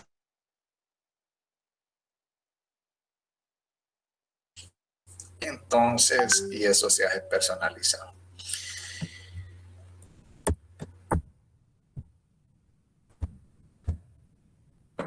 Entonces, ven ustedes que hay situaciones que tienen que tomar en cuenta, ¿de acuerdo?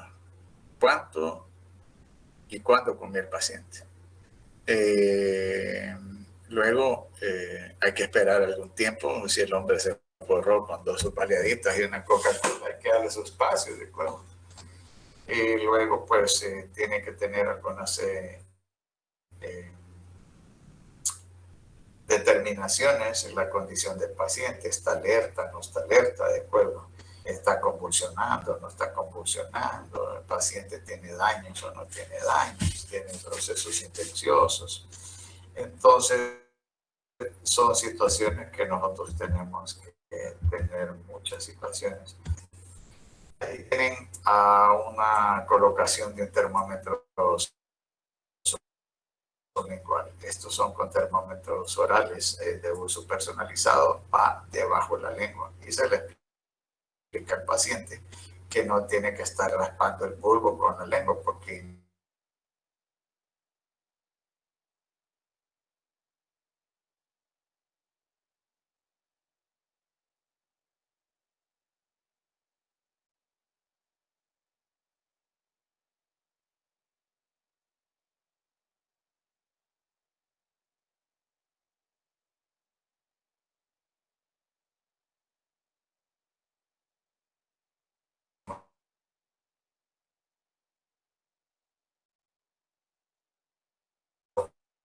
en adultos, pues hay formas. Un paciente hay pacientes que obligatoriamente tenemos que tomarle la temperatura de esta manera. Luego la axilar, que incluso, como les decía, ya hay presentaciones de axilares que vienen con protectores, y eso nos lleva a tener un mejor resultado. Todos estos casos, todas estas tomas de signos vitales, nosotros aquí lo hacemos en público, pero en un hospital serio los signos vitales los hacen en un lugar privado, ¿de acuerdo? Porque es una condición propia del paciente. Hay algunas recomendaciones, como ejemplo en los pacientes menores de 6 meses, hay que tener algunos cuidados especiales, ¿de acuerdo? Son inquietos, son propios. La otra cuestión es que si ven el inciso D, dice, perdón, el resultado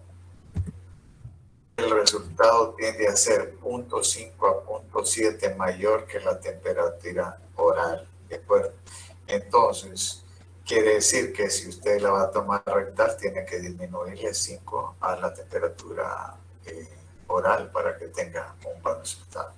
Estas son prácticas en las cuales uno tiene que estar siempre bien pendiente para no trascender en un error. Entonces, la otra cuestión es si el paciente tiene un acceso rectal o sutura, lo hicieron una cirugía de un acceso ahí, ¿cómo se llama? Hemorroides y cosas de esas, no ir a meter un termómetro.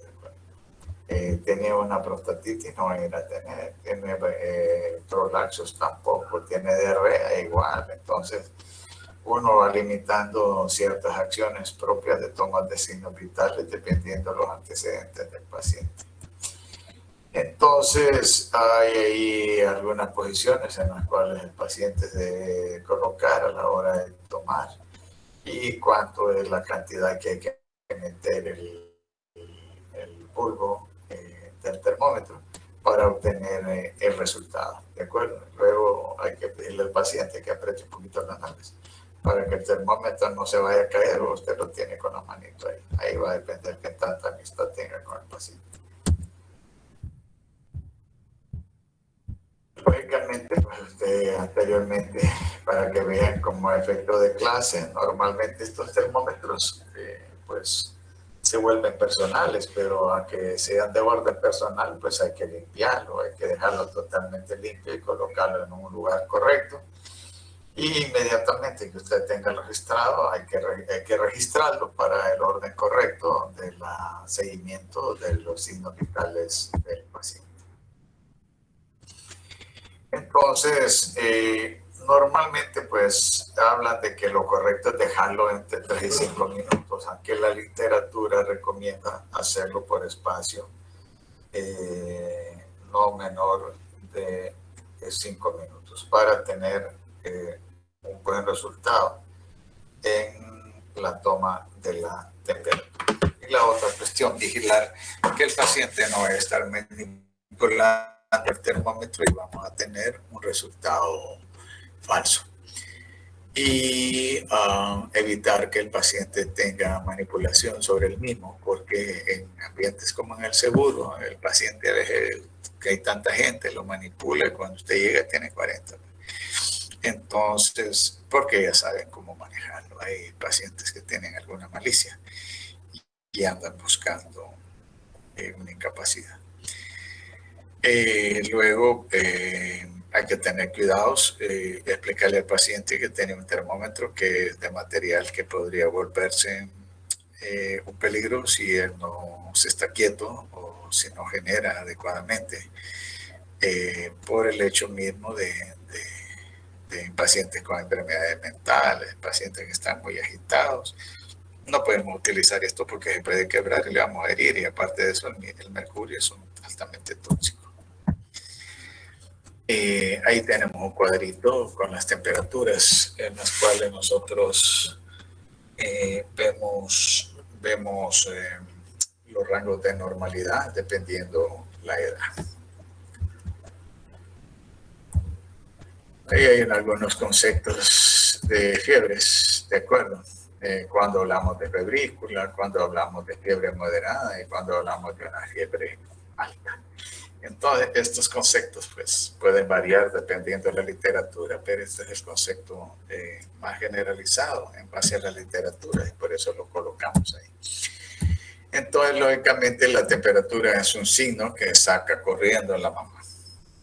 Y cuando usted acuerda y llega a la 1 de la mañana, desperté, lo toqué caliente y me vine. Y uno pues dice, aquí vino, pues solo tiene 30 minutos, le pudo haber dado acetaminofén, B, colocarle el supositorio. Y la gente quiere que usted le dé diagnóstico con 30 minutos de fiebre. Entonces, usted es el doctor, pues tome paciencia, respire hondo y explíquele, bájele la fiebre, démosle chance, porque la fiebre puede ser una reacción a cualquier cosa y solo tener un episodio, pero estas son las probables causas que podría tener una fiebre, ¿de acuerdo? Entonces, y ahí lo vamos a tener otras características, que es porque ya llevamos 2 causas de temperatura, ya llevamos una tercera, ya llevamos una cuarta, ya llevamos una quinta, ¿de acuerdo? Y si usted ve, normalmente pues hablamos que la fiebre, infecciones. Hipertermia, usted ya va pensando en otras cosas. Hipertermia, pues ya confirma el concepto, ¿de acuerdo? Hay procesos virales que dan temperaturas altísimas, ¿de acuerdo? Entonces, eso también uno lo va aprendiendo poco a poco y vamos viendo algunas características de la fiebre, ¿de acuerdo? Y si ustedes ven, ahí tenemos 4, fiebre continua, fiebre remitente, intermitente y recurrente. Entonces, estas características de la fiebre en base a su presentación también nos apoyan para sospechar un proceso de diagnóstico. Y eso mismo hace que nosotros tengamos la libertad para indicar los laboratorios correctos, buscando la enfermedad en base a las características de la temperatura. Por eso es importantísimo detallar qué tipo de fiebre tiene el paciente, si es continua, intermitente o es recurrente. Por eso nos lleva al estudio. Lógicamente, los medios físicos son importantísimos para bajar una fiebre. El control de la temperatura es importantísimo para recién nacidos no a término, ¿de acuerdo? Y la forma de la curva de la temperatura pues nos lleva también a sospechar ciertas enfermedades.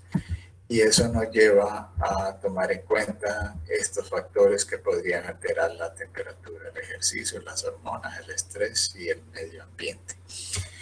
Entonces, no es que todo es a rajatabla, ¿no? Que todos tienen sus características propias y uno tiene que tomar en cuenta situaciones externas que podrían ver alterado un signo vital, igual que pasa con el pulso, igual que pasa con la presión arterial. De igual manera, estas acciones pueden verse y afectar directamente el resultado de un cuadro febril. No en grandes grados, ¿de acuerdo? Pero sí 0.5, 0.7, pero eso le cambia el panorama y probablemente le altere los resultados, ¿de acuerdo? Entonces, vemos nosotros estas concepciones y cómo se manifiesta. Por ejemplo, cuando usted tiene una hipertermia, el corazón se acelera. Hay taquicardia secundaria, el proceso febril. Luego, el cuerpo mismo, como mecanismo de defensa, hay una vasoconstricción y hay una palidez mucocutánea. Y lógicamente, esto nosotros trasciende en la palidez mucocutánea, no que trasciende en escalofríos. Y por eso hay gente y enfermedades propias que provocan hipertermia, que el paciente es lo primero que tiene un escalofrío que no se lo quita nada, pues. Y es una propia acción de defensa del cuerpo a la agresión que viene por la temperatura que va a presentar, dependiendo del origen de la misma. Y las temperaturas bajas, pues igual. Ahí hay que tener cuidado, que a veces en pacientes provocamos hipotermia importante como en cuidado intensivo, pues esa es otra situación clínica. Muy bien, las febrículas, pues nos dicen que podría haber una alteración o una forma de defensa o el cuerpo está luchando contra algo. La fiebre pues realmente ya no te hay las manifestaciones que podría haber un proceso infeccioso de orden viral y bacteriano que está afectando el cuerpo y eso nos da un sistema de alarma. Muy bien. Este es otro rollo que tenemos que aprender y es la frecuencia respiratoria. La frecuencia respiratoria, pues, es sencillamente cuántas veces respiramos por minuto. Y así cuántas veces respiramos por minuto, también tenemos que saber cuántas veces parpadeamos por minuto. Entonces, todo en la clínica de un ser humano tiene trascendencia en el diagnóstico y sobre todo cuando son rangos normales y cuando son rangos anormales. Y todos sabemos pues que la respiración tiene dos ciclos y los ciclos es el inspiratorio y el expiratorio. Y entonces cada uno de ellos va a depender de la capacidad torácica y la elasticidad de los mismos. Entonces esos factores nos llevan a determinar cuando hay una alteración normal y cuando hay una alteración normal. ¿Y qué tenemos que ver en esto? Pues que una frecuencia respiratoria va a depender de que si está en la caja torácica dentro de la misma normalidad, si hay una adecuada inervación o si tiene algún proceso inflamatorio, o tiene algún proceso infeccioso, o tiene algún proceso restrictivo en el cual esté afectando de acuerdo en su frecuencia respiratoria. Lógicamente hay estados en los cuales esta se ve alterado y no son de orden infeccioso, en crisis de pánico, en situaciones de ansiedad, en situaciones de estrés, entonces que se ve afectada la frecuencia respiratoria y no es debida a un proceso orgánico de acuerdo de orden infeccioso o de orden ocupacional, ¿no? Que es sencillamente a un aspecto de orden emocional. Entonces, eso es una situación que es totalmente reversible y se maneja dependiendo del origen de las tres cosas. Igual que los demás signos vitales, estos van también, se trascienden por escrito. ¿Por qué? Porque la frecuencia respiratoria nos dice a nosotros si el paciente está seriamente dañado o no está seriamente dañado. Por ejemplo, un criterio de cuidados intensivos es cuando tiene una frecuencia respiratoria mayor de 36, y si a eso ya está bradicárdico, es hipotenso, sudoroso, inestable, confuso, va para tubo, pues. Entonces, igual si va para abajo, si ya tiene 8 respiraciones por minuto, 6 respiraciones por minuto, esas respiraciones son no profundas, no que son jadeantes, entonces nos dice a nosotros que ese paciente tiene tremendos problemas de orden ventilatorio, entonces nos lleva a determinar la conducta terapéutica en la cual el paciente sigue inmerso. Hay factores igual que la temperatura, el pulso, la frecuencia cardíaca que afectan la frecuencia respiratoria. Una es el ejercicio, 2 es el estrés, 3 la temperatura, 4 es si usted está encaramado en una montaña, 5 pues medicamentos. Y la edad pues nunca ha sido exenta de todas estas situaciones que están hechas para la afecto. La literatura, pues hay varias posiciones. Hay literatura que dice que lo normal es entre 12 y 18 respiraciones por minuto. Hay literaturas más amplias que amplían el rango hasta 20. Antes podíamos hacer esto, de acuerdo, ver la elevación del tórax, pero hoy no lo podemos exponer a que el paciente rastreie como nosotros sobre nuestra cara, pues porque hoy todo el mundo es sospechoso de COVID. Pero bueno, no significa que desde otro ángulo, bajo otra técnica, nosotros no podríamos vitalizar el hecho si el paciente tiene o no tiene elevación torácica, para determinar si está respirando o no está respirando. Bueno, jóvenes, ahí tienen los valores de normalidad según rango de literatura, que es dentro de lo normal en la respiración. Y esto es importantísimo, signo vital. Hay algunas respiraciones con características importantes. importantísima, de acuerdo, que usted pues tiene que memorizar. Yo los invito a que entren a YouTube y vean y escuchen ruidos, de acuerdo, y características de algunos ruidos que trascienden a nivel pulmonar, en los cuales nosotros tenemos que ir detallando cuándo son normales, anormales. Y este tipo de respiraciones muy importantes, como es la de Kussmaul y la de Cheyne-Stokes, igualmente la de Biot, y que es en pacientes terminales altamente graves que le dicen a usted que hay una muerte inminente. Y la otra situación es que esa imagen que usted ve gráfica tiene que aprendérsela como esa imagen es en la vida real. Entonces, términos propios cuando hay una bradinea, y si hay una bradinea, hay una taquinea, ¿de acuerdo?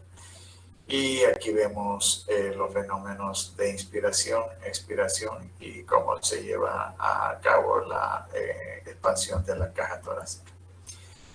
Entonces, esas reacciones de respiración acelerada o de respiración lenta, entonces, según las características del tórax, entonces reciben un nombre, por eso tienen esas varias características. Estos tipos de respiraciones, las cuales al graficarse presentan ese sistema de curva. Entonces, ya lógicamente hay pacientes altamente terminales, en los cuales si hay una respiración de Kussmaul, sabemos nosotros que es un paciente que ya está para caer a paro respiratorio, para caer a paro cardíaco secundario a un problema renal severo, de acuerdo con una acidosis metabólica por la misma condición. Entonces, luego pues están los dos términos. Apnea, pues ya no respira. Y la dinea es una sensación de dificultad para respirar. De acuerdo, y esta dinea puede ser de orden expiratorio y puede ser de orden expiratorio. Estos son términos que hoy con la pandemia se han vuelto ya generalizados, ya no son médicos. Entonces, y ya este término médico sí hay que irlo revisando. Yo lo puse para que ustedes pusieran el interés, empezar a revisar patología propia de estas, como la respiración de Cheyne-Stokes. De acuerdo, aquí hay compromiso a nivel central. Entonces, donde están comprometidos ya los cerebros, los ganglios basales, la protuberancia del cerebelo, y es un paciente con pésimo pronóstico. La respiración de Biot, si usted ve una vez registrada, es totalmente la respiración de Kussmaul, esta es de ondas menos profundas y totalmente regulares con periodos de apnea más prolongados. Luego, pues, esto sí es elemental. Usted tiene que aprender a ver ahí, mire las costillitas de ese bebé, que se ven deprimidas la musculatura entre cada varilla costal, y esto es lo que se llama un tiraje costal, ¿de acuerdo? El pacientito está utilizando su musculatura accesoria respiratoria para poder alcanzar a respirar. Este esfuerzo respiratorio nos dice que hay un compromiso ventilatorio severo que arriesga la vida del paciente. Entonces, por eso es importantísimo que cuando un pacientito tiene disnea, usted le descubre el tórax. Y el descubrirle el tórax es ver si realmente ya tiene compromiso ventilatorio severo, porque está utilizando su musculatura respiratoria accesoria. Esto significa que hay un compromiso ventilatorio que amenaza su vida. Muy bien. ¿Preguntas? ¿Dudas?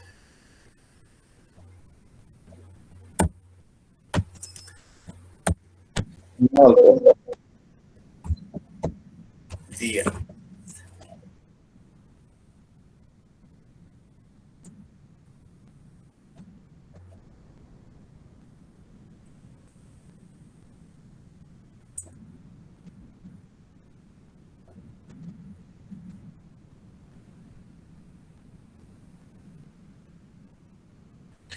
Lo ideal en un adulto, de acuerdo, es tomarla mejor de forma oral, de forma axilar o de forma, si tiene un buen termómetro digital, de acuerdo, por luz láser, esas son las correctas. Normalmente la temperatura rectal la tomamos en un paciente que está inconsciente, que es un riesgo colocársela en la boca porque vaya mastique, mueva en su inconsciencia, se quiebre el termómetro, ¿de acuerdo? El axilar igual, entonces el rectal lo ponemos de ladito, lo acostamos y como está en estado no de alerta, son los casos, pero en los adultos lo ideal es oral axilar, ¿de acuerdo? O térmica o óptica, dependiendo de qué es lo que tenga usted a mano. Listo, señorita Pagán. ¿Alguien más? Muy bien, ¿qué nos dice la señorita Alison Calderón sobre la charla de hoy?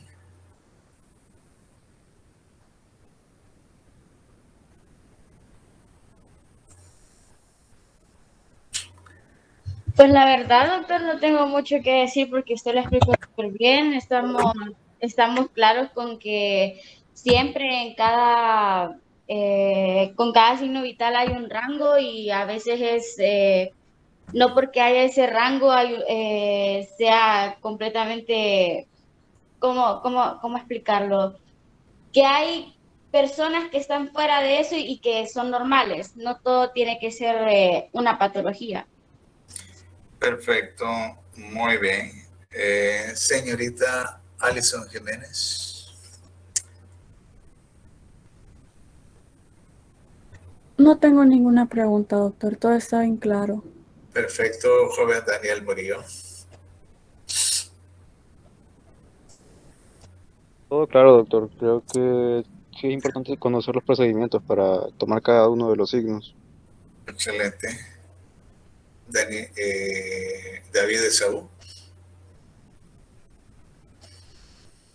Todo claro, doctor. Perfecto. Eduardo Andrade. Por mi parte, doctor, todo muy bien, todo muy claro. Elías Calix.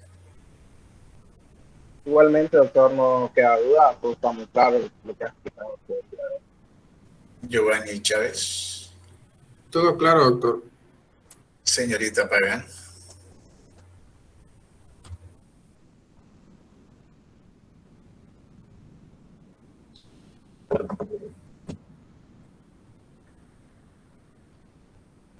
Sí, están totalmente, a veces se agotaron totalmente, por eso se ha destinado mucho al termómetro, es sencillamente porque a nivel hospitalario es comercio. Después se trajeron unos West Allen que valen 17,000 pesos porque son mejores. Entonces, al crear la crisis de mercurio de estos, había que comprar lo que había, pues. Se supone que los termómetros de mercurio ya los sacaron del mercado.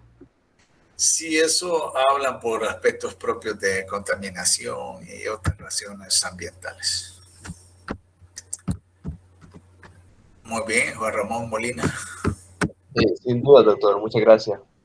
Señorita Cristi Mejía. Buen día, doctor. Todo claro de mi parte. Muy bien, Mario.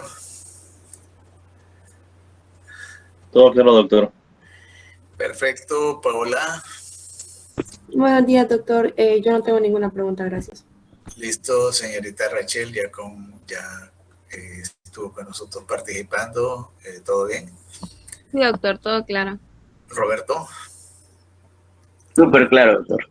Listo, Nilsson quedó de último por dos razones. Va a explicarlos cómo queda la situación de la práctica y cómo queda la situación de las exposiciones de ustedes. Nilsson.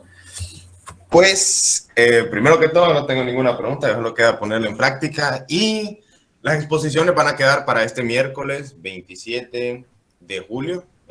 Las vamos a hacer todas las exposiciones el mismo día. Ya me había comentado usted por mensaje que la duración de las exposiciones es de 25 a 35 minutos máximo, por cuestión de que ajuste el tiempo para todos los grupos. El formato a utilizar es el formato de Vancouver. ¿Qué más? El doctor va a seleccionar el orden en el que vamos a exponer, tanto de los grupos como de cada persona dentro de los grupos. Como lo hicimos en el seminario de neuroanatomía o de fisiología, de la misma manera en la que lo hicimos ahí. Luego de las exposiciones, el lunes 1 de agosto vamos a tener la práctica y eso va a ser presencial. Y vamos a dejar el examen para el miércoles 3 de agosto, para que podamos ir a los centros ya desde el lunes 8 de agosto sin tener ningún examen pendiente. Muy bien, estimadísimos jóvenes, todo quedó totalmente claro.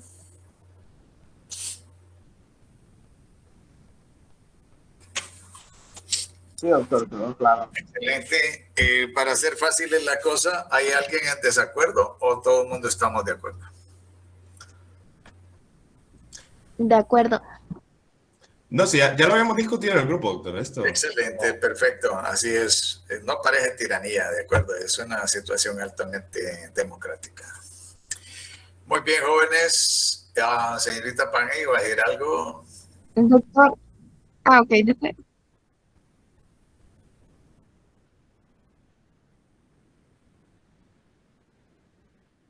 Bueno, si el examen lo tenemos el siguiente miércoles, la cosa va.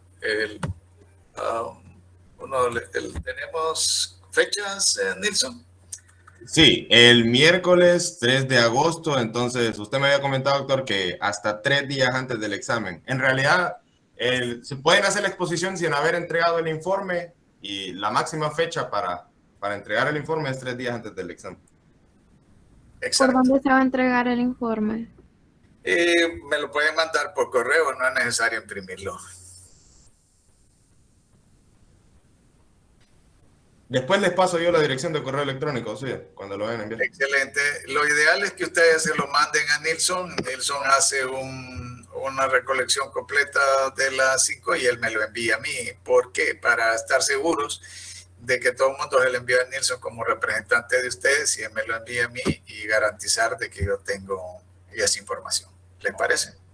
Está bien. ¿Ocuparía el informe y la presentación o solo el informe? Las dos cosas, señorita, para la nota, para efectos de nota.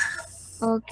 ¿El examen sería solo teórico o también componente práctico? No, esta parte ahorita es totalmente teórica. Ok, gracias. Doctor, el examen teórico, las cuestiones de las exposiciones, ¿van a ser sacadas del material que ustedes me den? ¿Del material de exposición o del informe en sí? Porque usted sabe que en la exposición a veces no se expone absolutamente todo tal y como está en el informe a tanto detalle por cuestiones de tiempo. Bien, ahorita ahí no estoy en capacidad de contestar eso. Si la presentación me reúne los requisitos de competencia que usted debe tener, de ahí voy a hacer el examen. Si no hay un reflejo correcto del informe hacia la presentación en PowerPoint y se omitió cosas muy interesantes y puntuales, pues voy a utilizar. En el momento de las presentaciones yo voy a determinar claramente y voy a informar a ustedes qué material voy a ocupar para el examen. Está bien, quedó claro. De una vez adelanto, mis exámenes no son absolutamente rebuscados. Mis exámenes son claramente lo que usted debe de saber. ¿De acuerdo? A mí no me gusta, nunca he hecho preguntas de esas locas del síndrome de tal tontera de cierro. Nunca lo ve uno. Mis preguntas van relacionadas a lo que usted va a ver todos los días en su práctica médica. Está bien, queda claro. Perfecto. Bueno, jóvenes, muchísimas gracias. Siempre un gusto estar con ustedes. Doctor, solo una pregunta. El lunes que llegamos ya a lo práctico, llegamos ¿a qué hora? 7 de la mañana. 7 de la mañana y acabaríamos como 11. Hasta que el último, hasta que estemos seguros de que todo el mundo puede tomar temperatura, presión, frecuencia cardíaca y pulso. Entonces sería el esfigmomanómetro, el estetoscopio y el termómetro. Lo El mínimo. termómetro, sí. Si ustedes quieren 7:30, porque Recursos Humanos llega un poquito tarde.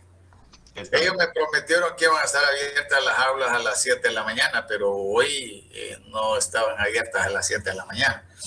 Yo tengo que estar a las 7 por asuntos de que si no me quitan pistillo ahí, ¿va? Pero ustedes si quieren pueden llegar a las 7:30, no hay problema, y a esa hora yo tengo garantía del aula. Está bien. Excelente. Doctor, una última pregunta. ¿Estas 2 exposiciones que ha hecho van a venir en examen? Sí, son 3 en total hoy. Ay, perdón. Sí, más las de ustedes.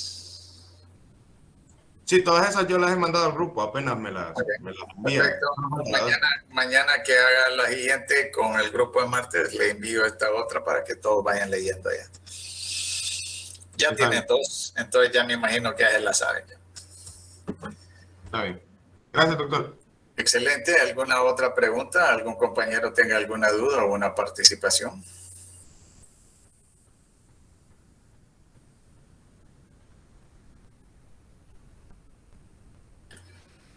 Bien, jóvenes, muchísimas gracias. Nos chequeamos entonces el lunes a las 7:30 en la universidad. Listo, doctor. Que tenga feliz día. Porque el miércoles, Nilsson, ¿a qué hora arrancaríamos? Oh, es cierto. Por cuestión de que ajuste el tiempo, vamos a ver, ¿cuántos grupos somos? Somos grupos, 5 temas me dio, ¿verdad, doctor? Y es media hora cada uno. Más tarde. 7:30, 8 de la mañana lo más tarde. A lo más tarde para iniciar, ¿verdad? Sí. Está bien. Lo ideal sería que iniciemos desde las meras 7 para, por si alguien se extiende un poquito más, que no afecte y nos quedemos después de la hora. Muy bien, perfecto. Listo. 7:15 máximo. Está bien. Listo. Excelente. Ahí nos vemos. Buen día. Gracias, jovencito. Diga, Rachel. No, ya había hablado. Ah, bueno, Doctor. excelente. Gracias. ¿El orden de los grupos de exposición cómo será? Ahí se los dejo a ustedes a su criterio. Yo, Bueno, y lo último. rífenselo, a ver quién arranca. Entonces usted solo va a decidir qué miembro expone dentro de cada grupo. ¿Quién grupo arranca? Ah, está bien. Sí, Bueno, y el orden de la presentación es de ustedes. Está bien. Perfecto. Bien. Gracias. Buenas tardes.